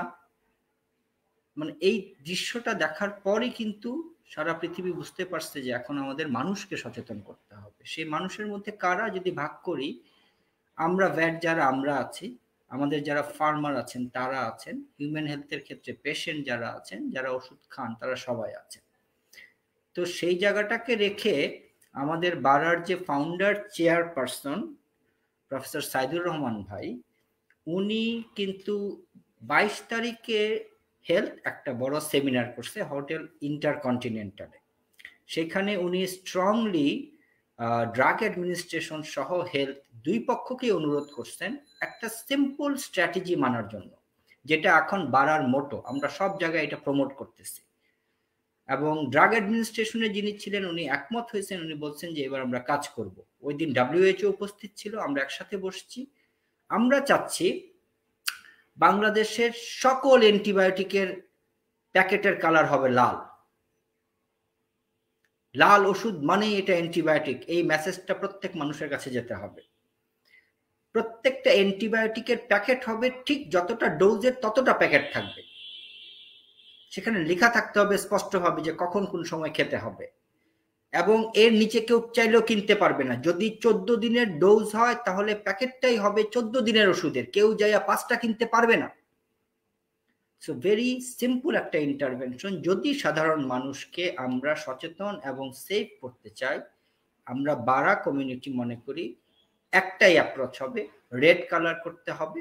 এবং আমরা স্ট্রংলি এটার অবস্থান নিয়েছি। আমরা চাচ্ছি, আশা করতেছি যে জানুয়ারির মধ্যেই পুরনো যেই নতুন অ্যান্টিবায়োটিক যতগুলো আসবে সেটা রেড প্যাকেজিং এর মাধ্যমে আসুক, আর পুরনগুলোর জন্য 6 মাস সময় দিবে DGDA। 6 মাসের মধ্যে সেগুলো ফেজ আউট হবে, তারপরে নতুন যা আসবে সবগুলোতে এই প্রক্রিয়াটা করা হবে।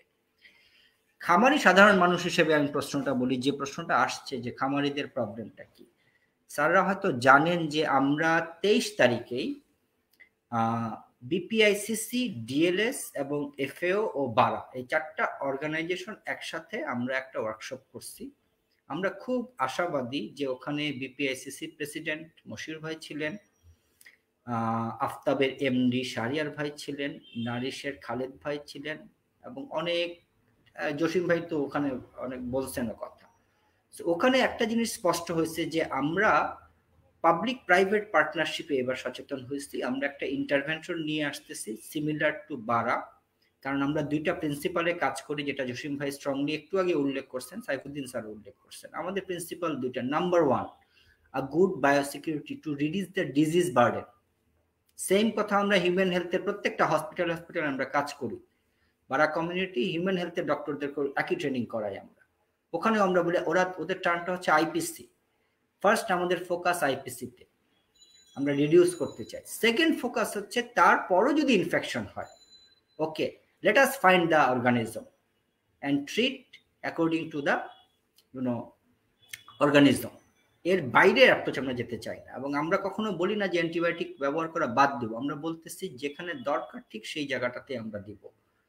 এই মেসেজগুলো যদি আমরা সাধারণ মানুষকে দিতে পারি এবং বাচ্চাদেরকে যদি আমরা উদ্বুদ্ধ করতে পারি, বাচ্চারা যদি বলা আরম্ভ করতে পারে বাসায়, বাবা অ্যান্টিবায়োটিক খাবা, ডাক্তারের কথা শুনে নাও, এই কয়েকটা অ্যাপ্রোচ নিলে আমার মনে হয় সাধারণ মানুষের জন্য আমরা কিছু করতে পারবো।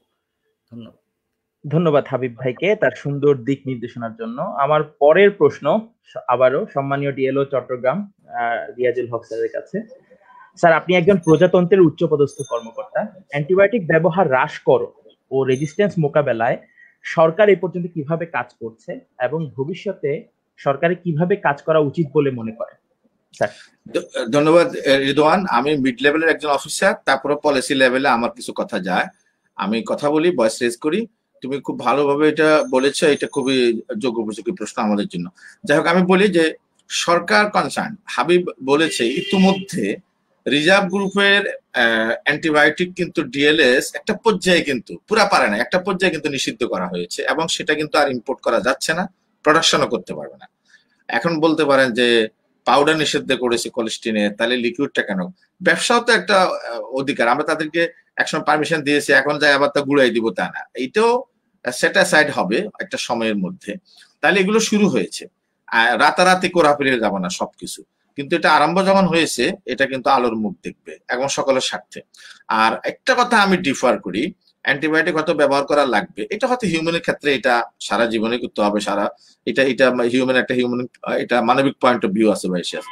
কিন্তু এডিবল প্রাণীতে আমাদের আলটিমেট গোল থাকবে যে ভবিষ্যতে আমরা এডিবল প্রাণীতে কোনো অ্যান্টিবায়োটিক ব্যবহার করবো না, বায়োসিকিউরিটি দিকে যাবো। সেটা আমাদের দেশে চর্চা তো শুরু হয়েছে। ইভেন দেন আমরা ডেয়ারি ফার্ম তো সবচেয়ে ভালনারেবলিটির মধ্যে, সেখানেও কিন্তু আমরা চর্চা শুরু করেছি, তাদের এক্সারসাইজ জোন করা, তাদের জন্য স্মার্ট হাউজিং করে দেওয়া এবং বায়োলজিক্যাল সিস্টেম ইঞ্জিনিয়ারিং করে দিয়ে।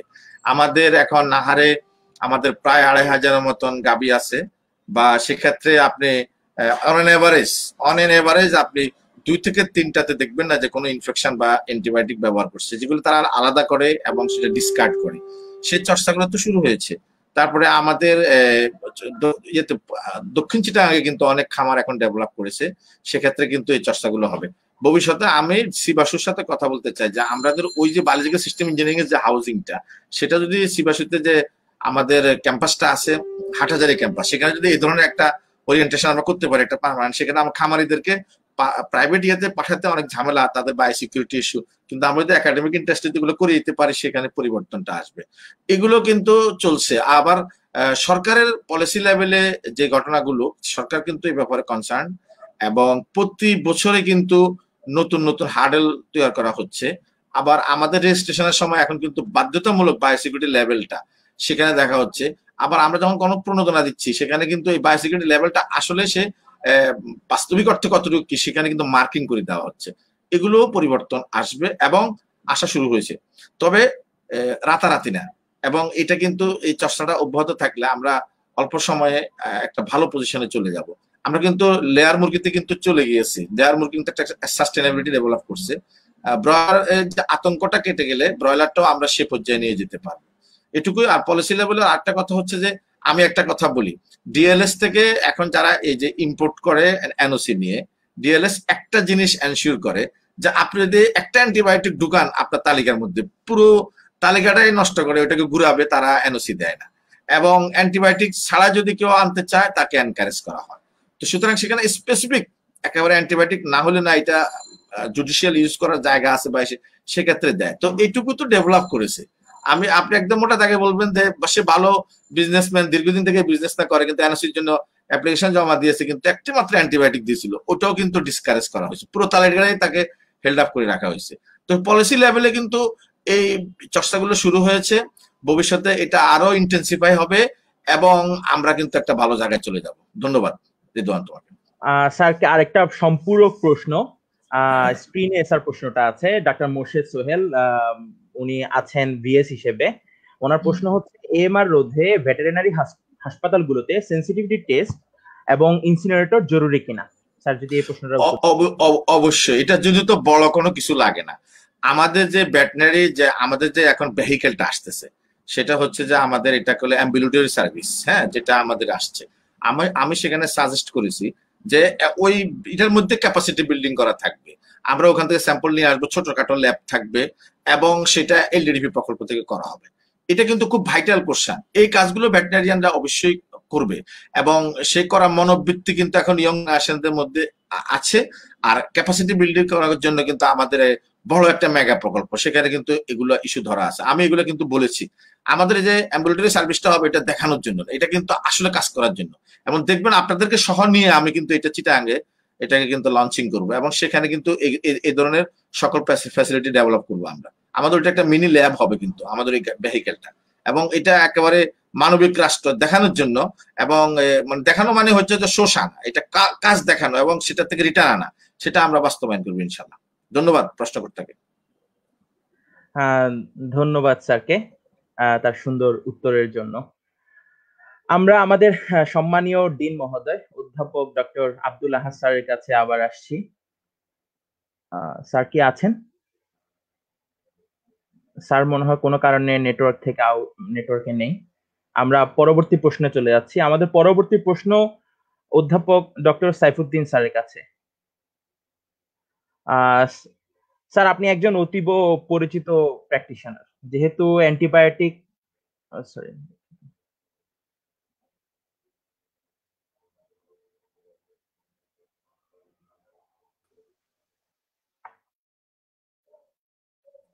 জি স্যার, আমার প্রশ্নটা হচ্ছে, যেহেতু আমরা ডাক্তাররাই প্রেসক্রাইব করি অ্যান্টিবায়োটিক এবং খামারিরাই এই অ্যান্টিবায়োটিক প্রাণীকে সেবন করান, সেহেতু অ্যান্টিবায়োটিকের রেজিস্ট্যান্স কমাতে এই দুই শ্রেণীর পেশাজীবীরা আসলে কিভাবে কাজ করতে পারে বলে আপনি মনে করেন? যদিও এই প্রশ্নের উত্তর এসেছে আগেও কিছু, আপনি যদি আবার একটু বলতেন স্যার।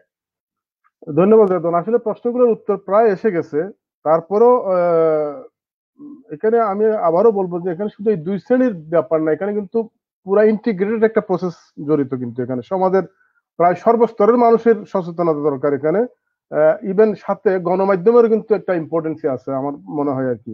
তারপরে আমি আবার ক্লাসের মতোই করে ফিরে যেতে মন চাচ্ছে, কারণে যেখানে আমরা অনেক সময় ক্লেভারলি কিছু কাজ করি, কেউ কেউ বুঝে করি, কেউ না বুঝে করি। এখানে কিন্তু অ্যান্টিমাইক্রোবিয়াল একটা ব্যাপার, অ্যান্টিবায়োটিক একটা, কেমোথেরাপিউটিক্স একটা, কিন্তু তিনটা ভিন্ন জিনিস। কিন্তু অ্যান্টিমাইক্রোবিয়াল বলতে শুধুমাত্র অ্যান্টিবায়োটিককে বোঝানো হয় না। এই জিনিসগুলো আমাদের সর্বস্তরের লোকদেরই একটু জানা দরকার আসলে। যদিও এটা ক্লাস নয়, এই জিনিস কথাগুলো এখানে বলার প্রয়োজন আমি মনে করতেছি না। তারপরও এই যে খামারি এবং প্র্যাকটিশনার, ইন্ডাস্ট্রিয়ালিস্ট, সবগুলোর একসাথে আমাদের কাজ করতে হবে। আরেকটা আমি যেটা বলতে চাই সেটা হচ্ছে যে অর্গানিক ফার্মিং এর কথাটাও এসে গেছে, কিন্তু একটা জিনিস আসে নাই এখনো, সেটা হচ্ছে হার্বাল ফার্মাসিউটিক্যাল ইন্ডাস্ট্রি। অনেকগুলো হার্বস আছে, আমরা জানি অ্যান্টিবায়োটিকটাও, অ্যান্টিমাইক্রোবিয়াল গুলো, কেমোথেরাপিস গুলা বাদ দিলে অ্যান্টিবায়োটিক এন্ড অ্যান্টিমাইক্রোবিয়াল গুলা আপনার অনেকটা ন্যাচারাল সোর্সের উপর কিন্তু অনেকগুলো নির্ভর করে। সেই ন্যাচারাল সোর্স বলতেই কিন্তু অনেকটা হার্বস, কিন্তু ম্যাক্সিমাম জিনিসটা হলো হার্বস এর মধ্যে। আমরা যদি মানে হার্বাল ফার্মাসিউটিক্যাল গড়ে তুলতে পারি যেখানে প্রত্যেকটা হার্বসেরই অ্যান্টিমাইক্রোবিয়াল কম্পোনেন্ট রয়ে গেছে, কিন্তু সোর্স রয়ে গেছে, তাহলে কিন্তু এটা আরেকটা কিন্তু দ্বার, কিন্তু এটা মানে অ্যান্টিবায়োটিক রোধ করার জন্য। তো আমি সেটার দিকেও একটু নজর দিতে বলবো, এবং তাইলেই দেখা যাবে যে ওই হার্বাল প্রোডাক্ট দিয়েই কিন্তু অর্গানিক ফার্মিং করা সম্ভব হবে, both in large animal and small animal, even in poultry. আর ইন্ডাস্ট্রি এবং ইউনিভার্সিটি, ডিএলএস এবং প্রান্তিক খামারি, প্র্যাকটিশনার সবাই মিলে যদি কাজ না করি তাহলে আসলে আমাদের এটার থেকে উত্তরণ খুব কঠিন হবে, এবং আমরা সবাইকে মিলেই ওয়ান হেলথ অ্যাপ্রোচের দিকে যেতে হবে, এবং সমন্বিত প্রচেষ্টার কোনো বিকল্প নাই বলে আমার ধারণা। ধন্যবাদ সবাইকে। ধন্যবাদ স্যার আপনার সুন্দর উপস্থাপনের জন্য। পরের প্রশ্ন নিয়ে যাচ্ছি অধ্যাপক ডক্টর মাহমুদুল হাসান স্যারের কাছে। স্যার, আপনি অনেক বছর যাবত এএমআর নিয়ে কাজ করছেন, সে প্রেক্ষাপটে গবেষকের দৃষ্টিকোণ থেকে এএমআর কমাতে কিভাবে পদক্ষেপ নেওয়া উচিত বলে আপনি মনে করেন, এবং বাংলাদেশে গবেষণা বৃদ্ধির জন্য কি কি করা যেতে পারে?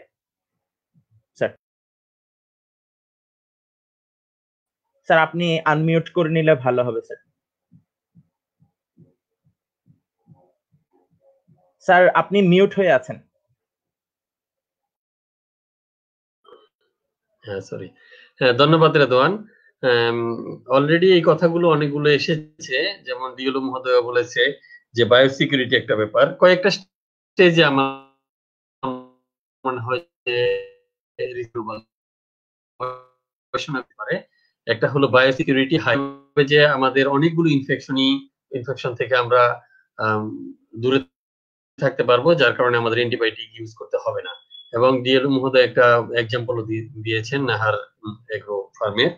তো এছাড়াও আমাদের আরো কিছু কিছু রিসার্চ এবং একটু ব্রড স্কেলে করা উচিত আমার মনে হয়। সেটা হলো ক্যাপ একটা স্টাডি, সেটা হলো নলেজ অ্যাটিটিউড এন্ড প্র্যাকটিসেস। এটা হলো ফার্মারদের নলেজ অ্যাটিটিউড এন্ড প্র্যাকটিসেস, এটাতে মানে অ্যাওয়ারনেসটা তাদের অনেকটুকু বাড়বে যদি আমরা এই স্টাডি গুলো করি এবং তাদের কাছে এই জিনিসগুলো পৌঁছে দিই, তাহলে এই লেভেলে আমাদের গবেষণাটা আর একটু প্রসারিত হবে। আর বারা আমাদের যথেষ্ট কাজ করছে এবং সেটা মূলত অ্যাওয়ারনেস লেভেলেই আছে, এবং গবেষণা লেভেলে আমাদের আমার মনে হচ্ছে যে এফএও অথবা যদি বারা আর একটু এগিয়ে আসে গবেষণা লেভেলে একটু ব্রড স্কেলে, মেবি এরকম হতে পারে কয়েকটা ইউনিভার্সিটি সহ অথবা কিছু ইন্ডাস্ট্রির সাথে। পৃথিবীর প্রায় সব দেশেই দেখা যাচ্ছে যারা অ্যান্টিবায়োটিক নিয়ে কাজ করছে তাদের হলো এরকম এফএও অথবা ওয়াই ডব্লিউএইচও এবং ইন্ডাস্ট্রি, লোকাল ইন্ডাস্ট্রি যারা আছে তাদের সমন্বয়ে রিসার্চ গুলো মানে গবেষণাগুলো করার মাধ্যমে তাদের ফাইন্ডিংস অনুযায়ী তারা মানে ফিল্ডের কাজগুলো করে। সেই জন্য আমার মনে হয় যে এফএও বা বারা তারা কিছু ফান্ডিং এর ব্যবস্থা করতে পারে ইউনিভার্সিটি এবং ইন্ডাস্ট্রির সাথে লিঙ্ক করে, যেমনটা তারা অলরেডি করছে। অনেকটাই তারা অগ্রগামী। বারা যে অ্যাওয়ারনেস প্রোগ্রাম গুলো করছে সেটা অনেকটাই মানে এখন অনেকের কাছে পৌঁছে গেছে অলরেডি, এবং তারা যে আরো অন্যান্য ইনিশিয়েটিভ গুলো নিচ্ছে সেগুলোও আস্তে আস্তে মানুষের দূর করে পৌঁছে যাবে, যেটা আসলে সাধারণ মানুষজন এটার ফলটা বুক করতে পারবে। আর কম্বাইন কিছু রিসার্চ করা যেতে পারে, যেটা মানে বর্তমান স্ট্যাটাসটা কি অ্যান্টিমাইক্রোবিয়াল রেজিস্ট্যান্সের, এবং এই স্ট্যাটাস অনুযায়ী যে আমরা জানি যে অ্যান্টিমাইক্রোবিয়াল গুলো যদি আমরা নির্দিষ্ট একটা সময় যদি এটা স্টপ রাখি, দেখা যাবে যে কিছুদিন পরে আবার এটা আস্তে আস্তে সেন্সিটিভ হয়। যখন সে এটা মানে তার মেমোরি থেকে এটা ইয়ে হয়ে যায়, তখন সেটা আবার নতুন করে মানে সেন্সিটিভ হয়। সেক্ষেত্রে যদি আমরা রিসার্চের মাধ্যমে ব্রড স্কেলে, নট আমরা যে রিসার্চ গুলো করছি খুব অল্প এরিয়া, হয়তো চিটাঙে করছি অথবা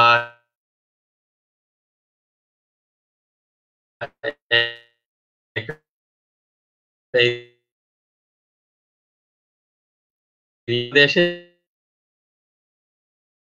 এটা নিয়ে যদি আমরা ব্রড স্কেলে কাজ করতে পারি এবং সারা দেশের সিনারিটা যদি আমাদের আসে, যে আমরা দেখছি এক জায়গায় হয়তো কোলিস্টিন সালফেটটা বেশি রেজিস্ট্যান্ট হয়ে গেছে, হয়তো এমন হতে পারে ওই এরিয়াতে কোলিস্টিনটা বেশি ইউজ হচ্ছে, বা এই ধরনের একটা অ্যান্টিবায়োটিক এক এক এরিয়াতে এরকম হচ্ছে। কিন্তু এটা যদি আমরা সারা দেশের একটা সিনারিও আমাদের সামনে আসে একটা রিসার্চের মাধ্যমে, একটা ফ্রুটফুল রিসার্চের মাধ্যমে, এবং লং একটা লংগিচুডিনাল বা লম্বা সময় ধরে একটা সার্ভে করে যদি আমরা মানে 1 বছর সার্ভে করার মাধ্যমে যদি আমরা স্ট্যাটাস গুলো জানতে পারি, তাহলে ওই অনুযায়ী অ্যান্টিবায়োটিকটা আমরা হয়তো ইউজ করার ক্ষেত্রে লিমিটেড করে দিতে পারি, অথবা অ্যান্টিবায়োটিক ইউজ করার ক্ষেত্রে আমরা একটা ব্যবস্থা নিতে পারবো, এবং গভর্নমেন্টকে অথবা মানে অথরিটি যারা মানে ইমপ্লিমেন্টিং অথরিটি তাদেরকে আমরা সাজেস্ট করতে পারি। আর আমরা গবেষণা করে যে ফলই পাই না কেন, এটা কিন্তু ইমপ্লিমেন্টেশনের জন্য অবশ্যই, এটা আমি আবারও বলছি, এটা কমিউনিটি পর্যায়ে, এটা হোক লাইভস্টক প্রোডিউসার অথবা জেনারেল কমিউনিটি পিপুলের কাছে এটা পৌঁছাইতে হবে, তাহলেই অ্যাওয়ারনেসটা ডেভেলপ করবে। আর এটা কথাটা বারবার আসছে এবং বিভিন্ন সময়ে আসছে যে দেখা যায় যে মানুষ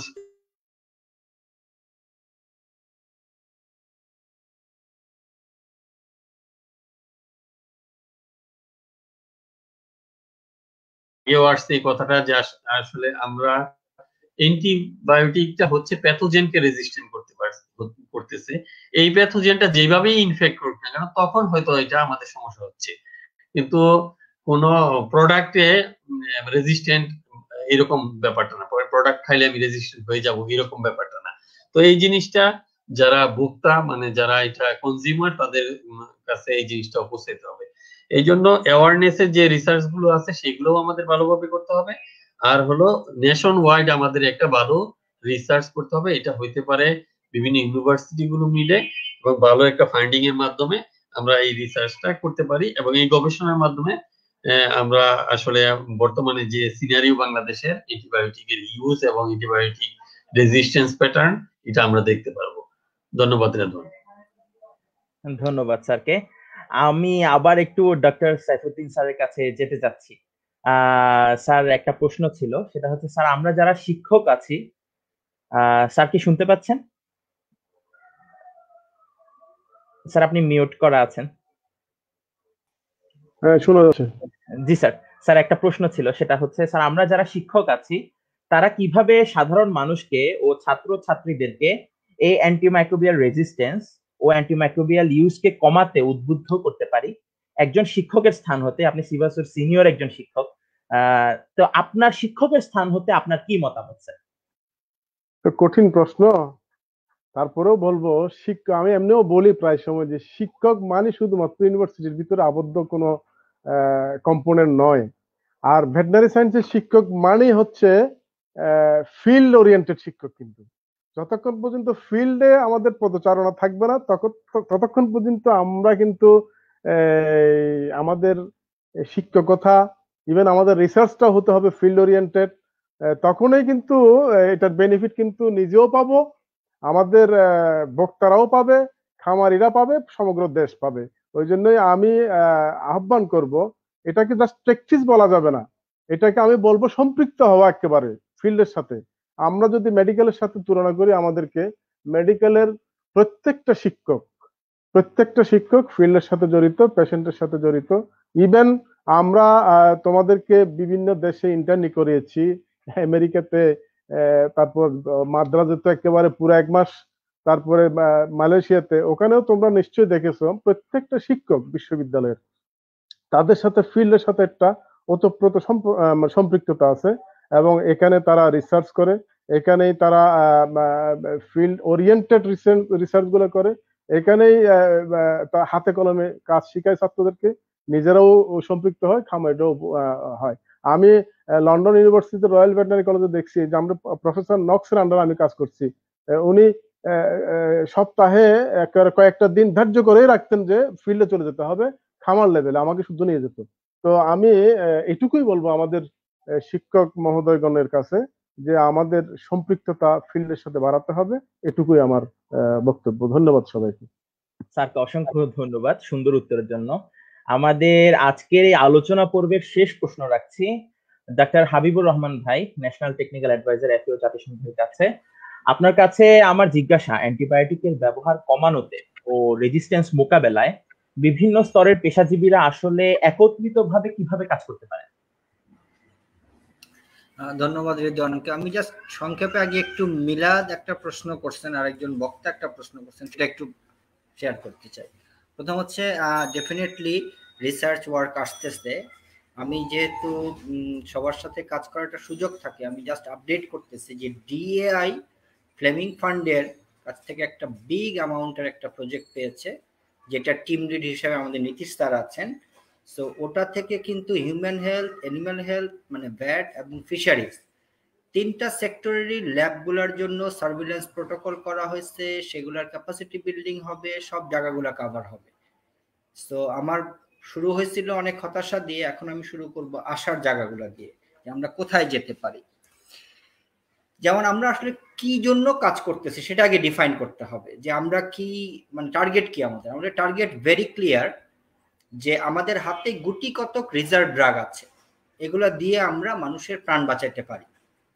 আমাদের পাইপলাইনে আর কোনো অ্যান্টিবায়োটিক নাই, আমাদের পাইপলাইনের অ্যান্টিবায়োটিকটাকে আসার জন্য সাইদুর রহমান ভাই পরিষ্কার একটা গ্লোবাল ডাটা দেখাইছেন যে আগামী 10 বছরে মাত্র দুইটা অ্যান্টিবায়োটিক আমরা হাতে পাইতে পারি, এবং নতুন অ্যান্টিবায়োটিক না, পুরান অ্যান্টিবায়োটিকের একটা নতুন ফর্ম পাইতে পারি।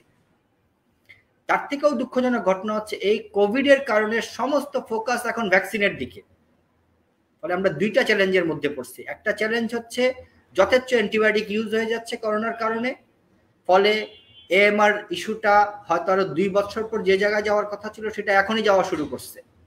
একই সঙ্গে যে অ্যান্টিবায়োটিক আমরা পাওয়ার কথা ছিল 5 বছরের মাথায়, সেটা এখন আমরা হয়তো পাবো 7 বছর পরে। সো আমাদের টার্গেট হচ্ছে আমরা 5, 7 বা 10 বছর, এই 10টা বছর আমাদের হাতের অ্যান্টিবায়োটিক গুলাকে বাঁচায় রাখতে চাই রেসপন্সিবল ইউজ করার মাধ্যমে, যাতে এর মধ্যে আমাদের নতুন কোনো সমস্যার সমাধান আমরা পাই। এই লক্ষ্যটাকে সামনে নিয়েই বাংলাদেশ এএমআর রেসপন্স অ্যালায়েন্স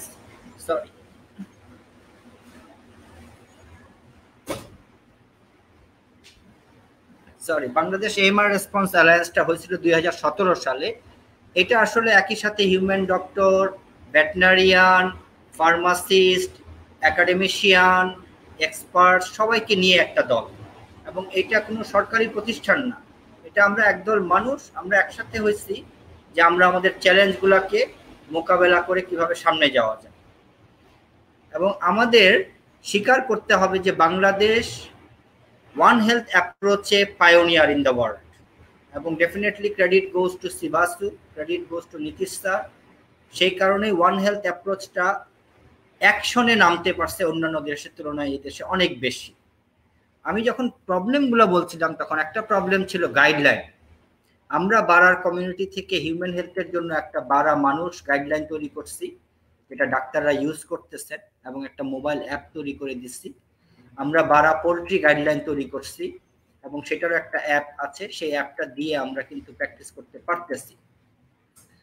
আমরা প্রচুর পরিমাণে ট্রেনিং করাইছি, এই পর্যন্ত 22টা ব্যাচে আমরা ট্রেনিং করাইছি, এবং ট্রেনিং করাইয়া আপনারা খুশি হবেন যে around 500 veterinarian, human doctor and fishery experts are working together in Bangladesh. এবং এই বারা অ্যাপ্রোচটা যখন জনপ্রিয় হইল, আস্তে আস্তে গ্লোবালি যখন মানুষ বারাকে চিনতে পারলো, তখন বাইরের কান্ট্রি থেকেও পার্টিসিপেন্ট এসে বারা ট্রেনিং নিয়ে গেছে। এবং আমরা ফোকাস করি যে প্রত্যেকটা অর্গানাইজেশনে একজন বারা মেম্বার তৈরি হবে, যার উৎকৃষ্ট উদাহরণ হচ্ছে যে এই মুহূর্তে আমরা যখন এই লাইভটা করতেছি তখন আমাদের জসিম ভাই আমাদের একজন অনারেবল বারা মেম্বার, মিলাদ আমাদের অনারেবল বারা মেম্বার। আমরা পর্যায়ক্রমে সবাইকে আমাদের এই আন্দোলনের মধ্যে নিয়ে আসতে চাচ্ছি, যাতে আমরা সবাই সবার অবস্থান থেকে ভালোভাবে কাজটা করতে পারি। এবং বারা যে কাজগুলো করে, বেসিক্যালি আমি যখন প্রবলেমগুলো বলছিলাম তার মধ্যে একটা ছিল হইল কগনিটিভ বায়াস, ফ্যালাসি, যার বাস্তব উদাহরণ হচ্ছে কিছুক্ষণ আগে আমরা যে প্রশ্নগুলো দেখতে পাচ্ছি, এই প্রত্যেকটা জিনিসই হচ্ছে one kind of fallacy. Fallacy জিনিসটা এরকম যে ভাই আইন তো কেউ মানতেছে না, তাহলে আর আমাদের চেষ্টা করার দরকার কি, অথবা কোয়াকদেরকে তো আমরা সামলাইতে পারবো না, তাহলে কি আমাদের কিছু করার দরকার আছে কিনা, এটাকে বলে ফ্যালাসি, কুযুক্তি। এটা হইলে আমরা আগাইতে পারবো না। ডেফিনেটলি এগুলো রিয়েলিটি, এগুলো আমাদের চ্যালেঞ্জ, কিন্তু আমরা বিশ্বাস করি এটা চেঞ্জ করার জন্য আমাদের আগে দেখার দৃষ্টিভঙ্গিটা চেঞ্জ করতে হবে। এবং বারা গ্রুপটা এই কাজটাই করে, যেটা মিলাদ বললো অ্যাওয়ারনেসের কাজটা। আমরা নতুন করে কোনো সায়েন্স শিখাই না, কিন্তু আমরা অ্যাওয়ারনেসগুলোকে চেঞ্জ করি। এবং এই অ্যাপ্রোচটা গ্লোবালি WHO দ্বারা রেকগনাইজড অ্যাপ্রোচ এখন, যার কারণে আমাদের FAO ব্যাংকক অফিসেও আমাদের মেম্বার আছে, ইন্দোনেশিয়াতে আমাদের মেম্বার আছে, নেপাল, কম্বোডিয়া সব জায়গাতে আমাদের মেম্বার আছে, এবং আমরা দিন দিন আমাদের মেম্বার আরো বাড়ানোর জন্য চেষ্টা করতেছি। এবং আমরা যে কাজগুলো করি, আমরা মানুষদেরকে সহজভাবে সহজ নিয়মে সমস্যার সমাধান করতে চাই। যেমন BPICCর সঙ্গে যখন আমরা একসাথে কাজ করছি এইবার, তখন আমরা 10টা মেসেজ তৈরি করছি পোল্ট্রি ফার্মারদের জন্য, ভেরি ক্লিয়ার কনসাইজ মেসেজ। আপনারা যারা আগ্রহী, FAO বাংলাদেশের ফেসবুক পেজে আপনারা যাবেন, গিয়ে দেখবেন 10টা মেসেজই দেয়া আছে। আমরা চাচ্ছি ফোকাসড ওয়েতে ফার্মারদেরকে সচেতন করতে। Biosecurity is a big term, মানুষকে বোঝানো কঠিন, স্যাররাও বলছেন, আমরা এগ্রি করি। সেই জন্য আমরা স্পেসিফিক অ্যাকশন দিতে চাই, এটা করেন আপনার রোগের রিডিউস হবে। ডিজিজ বার্ডেন রিডিউস করাটার একটা বেস্ট ওয়ে হচ্ছে অ্যাকশন জানানো, এটা করা দরকার। আমরা বারা থেকে একই সাথে চিটাগাং মেডিকেল কলেজের মধ্যে একটা বড় মেডিকেল কলেজ, ওনারা আমাদের বারা গ্রুপকে এসে অনুরোধ করলো যে আপনারা আমাদের মেডিকেল কলেজের জন্য একটা অ্যান্টিমাইক্রোবিয়াল স্টুয়ারশিপ তৈরি করে দেন। আমরা কুগা নামে একটা গাইডলাইন তাদেরকে তৈরি করে দিয়েছি, সেটা WHO আমাদেরকে স্ট্রংলি হেল্প করছে। এগুলো হচ্ছে আশার জায়গা, প্রাউডের জায়গা, যে ভ্যাটরা একটা কমিউনিটি ক্রিয়েট করছে, যে কমিউনিটির মধ্যে হিউম্যান হেলথের ওনারা এখন আমাদেরকে ট্রাস্ট করেন। ভ্যাটরা কোভিডের সময়ে বড় বড় অবদান রাখছে। ন্যাশনাল যে গাইডলাইন তৈরি হয়েছে, সেই গাইডলাইনে ভ্যাটদের ভূমিকা ছিল। যে ট্রেনিং ডিজাইন করা হয়েছে, যেটা আগামী 13 তারিখে হেলথ মিনিস্টার এসে উদ্বোধন করবেন, সেই ট্রেনিং ম্যানুয়ালের মধ্যে আপনারা ভ্যাটদের নাম পাবেন, কারণ ভ্যাটরা এটাতে কন্ট্রিবিউট করছে। আমাদের স্ট্রেংথ কি, ওরা যখন পিপি পরা জানেই না, তখন আমরা সেই 2006 সালে আমরা এভিয়ান ইনফ্লুয়েঞ্জার সময় পিপি পরা এগুলোর উপর আমরা এক্সপার্ট হয়ে গেছি। তারা আমাদের কাছ থেকে সাহায্য নিচ্ছে, তারা এখন আমাদের কাছ থেকে অনেক কিছু হেল্প নিচ্ছে। আমাদের সিভাসু, আমাদের বিএলআরআই করোনা টেস্ট করার মধ্যে আগাই আসছে। এই সব হচ্ছে আশার জায়গা, এইগুলাকে আমাদের ধরতে হবে। এই জায়গা থেকে যদি আমরা আগাইতে পারি তাহলে অবশ্যই আমরা চেঞ্জ করতে পারবো। আমরা যদি একটু চিন্তা করি যে আমরা আর কি কি করতেছি, এটা মিলাদ বলছিল MR reference lab in UK, সেখানে 8-10 জন সায়েন্টিস্ট আছেন যারা বাংলাদেশে আসছিলেন। অবশ্যই যা স্যাররা জানেন এটা, ওনারা আসার পরে কিন্তু আমরা লিঙ্কটা করে দিছি। আমাদের বাড়ার কাজ হচ্ছে লিঙ্ক করে দেওয়া। আমরা লিঙ্ক করার পর কিন্তু ওনারা সিভাসুতে এসে এএসটির উপর একটা ট্রেনিং কোর্স করায় গেছেন। ওনারা সিডিআইএল কেও ক্যাপাসিটি বিল্ড করছেন। ওনারা ফিশারিজের যে কিউআইসি ল্যাব যেটা আছে সাভারে, ওনাদের সেই ক্যাপাসিটি বিল্ড করে গেছেন। আমরা ওআইয়ের সঙ্গে যোগাযোগ করছি। আমরা জানি ফিশ একটা এরিয়া যেটা এখনো গ্রে অবস্থায় আছে, আমরা কাজ করতে পারতেছি না। আমরা ওয়েটার সাপোর্ট হিসেবেও ওআই থেকে প্রফেসর ইয়ামামোতোকে আনাইছি। উনি জাপানের ইউনিভার্সিটির প্রফেসর, উনি এসে ফিশের কিন্তু এএসটির ক্যাপাসিটি বিল্ডিংটা করায় গেছেন। সো আমরা চেষ্টা করতেছি সব জায়গাগুলোকেই কভার করে নিয়ে আসতে। এবং এই জিনিসগুলা এরকম না, এই যে আপনারা জানেন যে কো চেয়ারপারসন হয়েছেন আমাদের অনারেবল প্রাইম মিনিস্টার, এটা কিন্তু এমনি এমনি হয় নাই। এফএও ডিরেক্টর জেনারেল ওনাকে চিঠি দিয়ে আবেদন যখন করছেন তখন উনি ইভ্যালুয়েট করছেন যে কোন কান্ট্রিতে গুড ওয়ার্ক হয়েছে, বাংলাদেশ এটা অ্যাচিভ করছে। প্রত্যেকটা সেক্টরে কাজ করার অভিজ্ঞতা বাংলাদেশের হয়ে গেছে। এগুলো হচ্ছে আসার জায়গা। এইবার এএমআর উইক যেটা হইলো, তখন কিন্তু আমরা প্ল্যাটফর্ম হচ্ছে হিউম্যান হেলথের সবচেয়ে বড় একটা অনলাইন বেসড অর্গানাইজেশন, যেখানে লক্ষ লক্ষ ডাক্তাররা এসে জয়েন করেন। সেই প্ল্যাটফর্মে ইতিহাসে প্রথমবারের মতো একজন ভ্যাট এবং প্রফেসর সাইদুর রহমান ভাই, এই দুইজন এএমআর নিয়ে কথা বলছেন। আমরা এই উইকের মধ্যেই আমাদের একজন বারা মেম্বার, উনি অলরেডি 50টা অর্গানিক পোলট্রি খামার বাস্তবায়ন করে ফেলছেন অলরেডি। পুরা মার্কেট ভ্যালু চেইন স্টাবলিশ করছেন। ওনাদের এক জায়গা থেকেই সবগুলো ব্রয়লার বিক্রি হয় এবং মার্কেট সেল ভ্যালু বেশি ওনাদের। এবং সর্বনিম্ন, ওনার কাছে ডাটাও আছে, সর্বনিম্ন অ্যান্টিবায়োটিক ইউজ করা হচ্ছে। যে জসিম ভাই বলতেছেন এটা সম্ভব, অবশ্যই সম্ভব। তো ওনাদের নিয়ে একটা রেডিও একটা প্রোগ্রাম করা হয়েছে। আপনারা জানেন যে আমরা 4টা কম্পিটিশন করছি বারার পক্ষ থেকে, মেডিকেল স্টুডেন্টস, ভেটেরিনারি স্টুডেন্টস এবং প্রফেশনালদেরকে নিয়ে। এবং সেইটার যে রেজাল্ট শিট আসছে সেখানেও আমরা একটা অ্যানালাইসিস করে দেখছি এবং আমরা খুব প্রাউডলি বলতে পারি যে সেখানে আপনার মোর দেন 60% যারা যারা সার্টিফিকেট পাচ্ছেন ভালো কাজের, 60% হচ্ছে ভ্যাট। যদিও ফার্স্ট প্রাইজ 4টার মধ্যে 3টাই হিউম্যান হেলথ পাইছে, ভেটেরিনারিয়ানরা একটা পাইছে, বাট ওভারঅল যে 40টা সার্টিফিকেট গেছে তার 60% ভ্যাটরা পাইছে। সো এই জায়গাগুলো একদম স্পষ্ট যে আমরা এই অ্যাপ্রোচটার মাধ্যমে, এই যে কমন এফোর্ট যেটা রিদওয়ান ভাই বললেন, এটার অ্যাপ্রোচে আমরা অনেক দূর আগায় আসছি এবং আমাদের মধ্যে পারস্পরিক যে রেসপেক্টফুল যে রিলেশনশিপ সেটা কিন্তু অলরেডি এস্টাবলিশড হয়ে গেছে। বারা মেম্বারদের যে কেউকে যে কোনো হেলথ রিলেটেড প্রবলেম হলে বারা হিউম্যান ডক্টরকে ওনারা ফোন করতে পারেন। ওনারাও এখন সেফ ফুড পাওয়ার জন্য এখানে ওনারা করেন। এবং নেক্সট প্ল্যান হিসেবে কয়েকটা বলি, যেমন একটা উল্লেখ না করলেই নয়, সেটা হচ্ছে যেমন সাইফুদ্দিন স্যারের মতো স্যার, ওনার কাছে যখন বারা মেম্বাররা গেল, গিয়ে বলল স্যার আমরা চাচ্ছি ভবিষ্যৎ প্রজন্মের ডাক্তারদেরকে একসাথে করতে এখন থেকে। তখন একটা ইন্টার্নশিপ, মানে মেডিকেল ইন্টার্ন ডক্টর এবং ভ্যাট ইন্টার্ন ডক্টরদের একটা প্রোগ্রাম ডিজাইন করা হয়েছিল। সাইফুদ্দিন স্যার নিজে এটা নেতৃত্ব দিয়েছিলেন এবং উনি ভেন্যু দিবেন, কি কি সুযোগ সুবিধা উনি করে দিতে পারবেন, সবগুলো উনি আমাদের পুরো গাইডলাইন দিয়েছিলেন। আনফরচুনেটলি করোনার কারণে সেই প্রোগ্রামটা হয় নাই, কিন্তু সেগুলো হবে, সেগুলো আমাদের মাথায় আছে।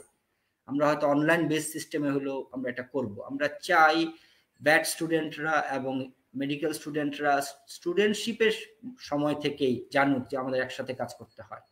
We are working together. আমরা আলাদা, কেউ আমাদের থেকে বড়ও না, কেউ আমাদের থেকে ছোটও না। তো এই আঙ্গিকে যখন আমরা চিন্তা ভাবনা করি তখন আমরা বুঝতে পারি যে আমাদের আসলে যাওয়ার জায়গা আছে। হতাশার জায়গাগুলো আমরা ওভারকাম করতে পারবো। আমরা এই বছর আরো অনেকগুলো বড় বড় কার্যক্রম হাতে নিচ্ছি, সেগুলো আমরা করব। আমরা যেমন স্যার উল্লেখ করছেন যে ডেয়ারি ফার্মেও কিন্তু অ্যান্টিবায়োটিক ইউজ হয়, আমরা কিন্তু এইবার ডেয়ারির জন্য একটা গাইডলাইন তৈরি করব, আমরা প্ল্যান করছি। ফিশের জন্য একটা গাইডলাইন অন দ্য প্রসেস আছে, এটাও খুব শীঘ্রই চলে আসবে। তো আমরা আশাবাদী, আমরা চাই যারা নতুন প্রজন্ম আছেন আপনারা আগায় আসবেন, যারা স্যাররা আছেন আমাদের শ্রদ্ধেয় স্যাররা আপনারা কন্টিনিউ করবেন আপনাদের সহযোগিতাগুলা, এবং এমনিভাবে আমরা সবাই মিলে অবশ্যই এই মাঠটা মোকাবেলা করতে পারবো। ধন্যবাদ ভাইকে।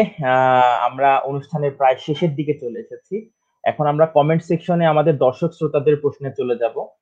আমাদের প্রথম প্রশ্ন সরাসরি প্রফেসর ডক্টর সাইফুদ্দিন স্যারকে প্রশ্নটি এসেছে দর্শকদের কাছ থেকে। সেটা হচ্ছে, আমি সে প্রশ্নটি স্ক্রিনে দিচ্ছি। প্রশ্নটি হচ্ছে, কোলিস্টিন যেহেতু পোল্ট্রিতে ব্যবহার করা হয়, এটার আর কোনো অল্টারনেটিভ আসলে আছে কিনা? স্যার যদি উত্তর দিতেন। ধন্যবাদ রিদওয়ান। আসলে কোলিস্টিনটা কিন্তু ব্যান্ড ড্রাগ। এটা অলরেডি আগেও বলা হয়েছে যে কোলিস্টিনটা হচ্ছে একটা reserve drug for the human. আমরা ইচ্ছা মতোই করতেছি, এগুলা বাজারে চোরা কারবারিরাই দিচ্ছে। কোলিস্টিনটা হচ্ছে আসলে পলিমিক্স গ্রুপের আপনার ই গ্রুপের যেটা, তাকে কিন্তু কোলিস্টিন বলা হয়। পলিমিক্সিনটা কিন্তু 5টা এ বি সি ডি এবং ই, এই কয়টা হয়। এ বি সি এগুলো মূলত ইউজ করা হয় আপনার টপিক্যালি। পলিমিক্সিনটা প্রডিউস করা হচ্ছে মানে ব্যাসিলাস পলিমিক্সিয়া থেকে। তো আমি যেটা বলবো, এটার অল্টারনেট ড্রাগ বলতে কিছু নাই। এটা হচ্ছে গ্রাম নেগেটিভের উপর কাজ করে। গ্রাম নেগেটিভ সিএস টেস্ট করার পরে যদি দেখা যায় যে এটা কোন অর্গানিজমটা, এটা কোন অ্যান্টিবায়োটিকের উপর সেনসিটিভ আছে, তখন সেই ড্রাগটাই চয়েস করাটা আসলে সবচেয়ে বেস্ট। এবং এই ধরনের ধরা বাঁধা কোনো নিয়ম না যে এইটার এগেনস্টে এটা, এটার এগেনস্টে এটা, এটার পরিবর্তে এটা ইউজ করলে ভালো হয়।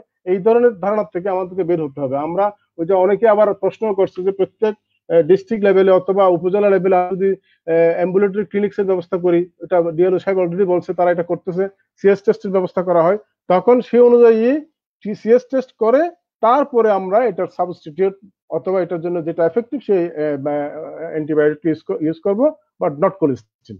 Thank you.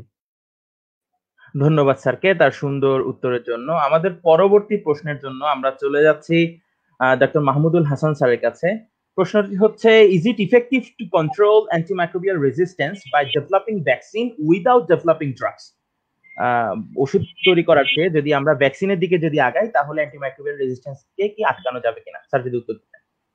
হ্যাঁ, ধন্যবাদ রেদওয়ান। আসলে এটা কঠিন কোশ্চেন, কারণ সব ক্ষেত্রে সাধারণত আমরা সব ধরনের মাইক্রো অর্গানিজম গুলোই কিন্তু আমাদের জন্য মানে ডিলেটেরিয়াস ইফেক্ট করে না। বেশিরভাগ মাইক্রো অর্গানিজম আমাদের হলো বেনিফিশিয়াল আমাদের শরীরের জন্য, বা হিউম্যান বডি বলো বা অ্যানিমাল বডির জন্য বেশিরভাগ মাইক্রো অর্গানিজম গুলো বেনিফিশিয়াল। তো সেক্ষেত্রে আমরা যদি সবগুলোর এগেইনস্টে এই ভ্যাকসিন তৈরি করি, তাহলে সেক্ষেত্রে এটা খুব বেশি সুবিধাজনক অবস্থান হবে বলে আমার মনে হয় না ব্যক্তিগতভাবে। আর দ্বিতীয়ত হলো, ভ্যাকসিন সাধারণত তৈরি করা হয় ইনফেকশিয়াস এবং যেগুলা খুব বেশি মানে ইনফেকশন করে এবং ইনফেকশিয়াস ডিজিজ, সেইগুলোর ক্ষেত্রে সাধারণত ভ্যাকসিন তৈরি করা হয়। এটা ভাইরাস হোক অথবা ব্যাকটেরিয়া হোক, সেটাকে কমন মানে ইনফেকশন যেগুলো করে। আবার কিছু কিছু আছে, যেমন ইকোলাইও, অনেকগুলো ইকোলাই কিন্তু আমাদের শরীরের জন্য বেনিফিশিয়াল, আবার কিছু আছে সেটা হলো মানে আমাদের জন্য ভালো না। সেক্ষেত্রে আমি ইকোলাইয়ের এগেইনস্টে ভ্যাকসিন তৈরি করা এটা আমাদের জন্য খুব বেশি লাভজনক হবে বলে মনে হয় না। এই জন্য সব ক্ষেত্রেই যে আমি ভ্যাকসিন দিয়ে এটা মানে করতে পারবো, প্রোটেকশন দিতে পারবো এরকম না। তো যেগুলো ইনফেকশিয়াস ডিজিজ এবং বেশি হার্ম আমাদের করবে, সেগুলোর ক্ষেত্রে ভ্যাকসিন তৈরি করতে হয়। এবং ভ্যাকসিন তৈরি করাটাও একটা লম্বা প্রসেস, অ্যান্টিবায়োটিকও যদিও একটা লম্বা প্রসেস, তারপরেও মানে ভ্যাকসিন হলো স্পেসিফিক হবে। এবং অনেক সময় হয় ভ্যাকসিন গুলো মানে ফেলিউর হয় বিভিন্ন কারণে, কোলসিন মেনটেন করা বা তৈরি করাতে সমস্যা হওয়া, বা বডিতে ইমিউন সিস্টেমটা ঠিক মতো না থাকা, এগুলো বিভিন্ন কারণে ভ্যাকসিন ফেলও করতে পারে। সেক্ষেত্রে অল্টারনেটিভ হিসেবে এবং যখন প্যাথোজেনিক কোনো ব্যাকটেরিয়া মানে ইফেক্ট করে, তখন আমরা অ্যান্টিবায়োটিক ইউজ করি। এই জন্য অ্যান্টিবায়োটিকও থাকবে, কিন্তু এটা আমরা যত মানে লিমিটেড আকারে বা যত স্পেসিফিক আকারে আমরা ইউজ করতে পারি, মানে নিউরো স্পেকট্রাম এবং সেন্সিটিভিটি টেস্ট করার মাধ্যমে ইউজ করতে পারি, সেটা হবে বেটার।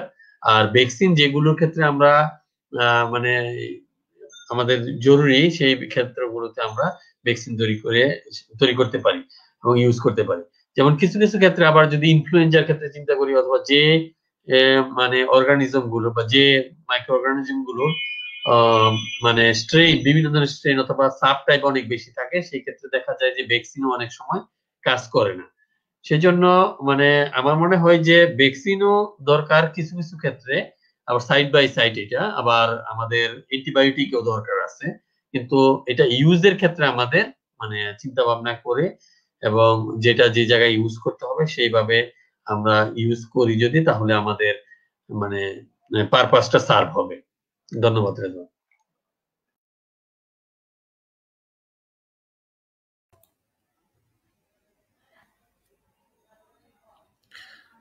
হ্যাঁ রেদওয়ান, আমাকে শোনা যাচ্ছে? জি ভাইয়া, শোনা যাচ্ছে।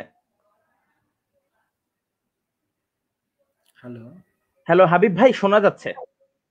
আচ্ছা, আমি একটু এই কোয়েশ্চনটাতেই একটু সাপ্লিমেন্ট করতে চাচ্ছি মিরাজের সাথে। হ্যাঁ, এটা মানে যারা ফিল্ডে ব্যাটস যারা আছেন, প্র্যাকটিস করেন তাদের জন্য।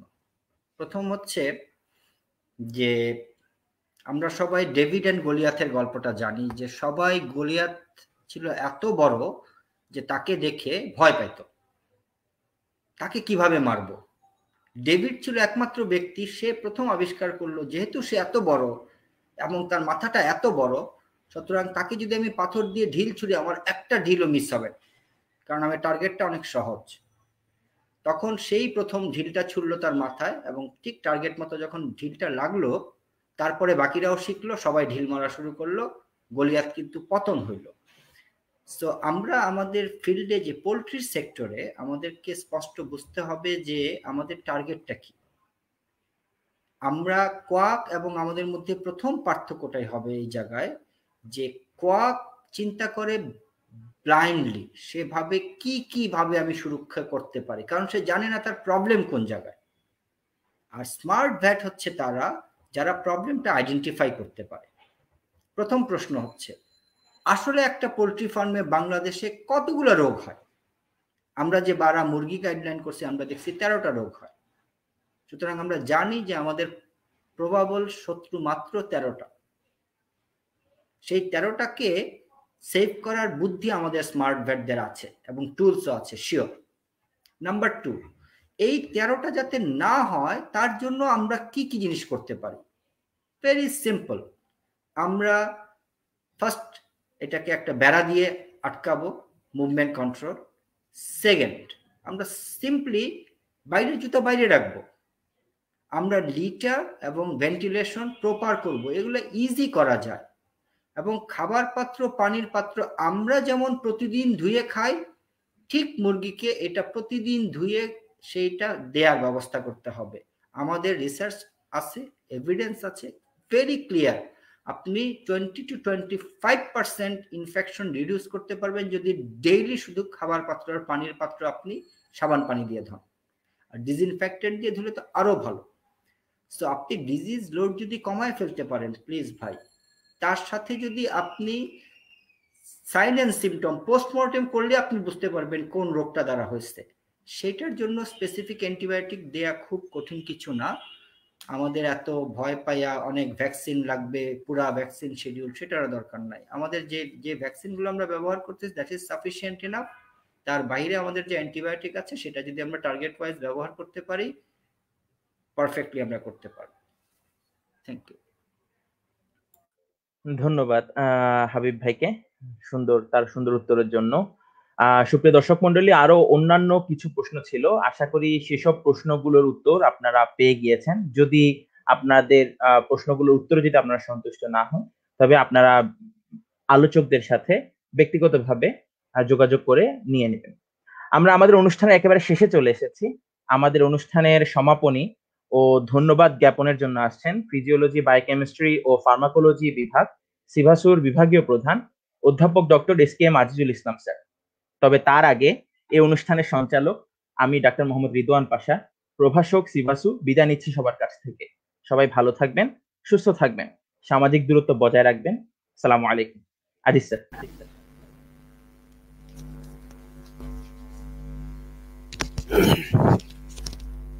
বিসমিল্লাহির রহমানির রহিম। আজকের অনুষ্ঠানের সম্মানিত সুধীবৃন্দ, আলোচকবৃন্দ, আসসালামু আলাইকুম। আজকে বিশ্ব অ্যান্টিবায়োটিক সচেতনতা দিবস উইক উদ্যাপন উপলক্ষে আমাদের যে ওয়েবিনার অনুষ্ঠিত হলো, যারা এখানে অংশগ্রহণ করেছেন তাদেরকে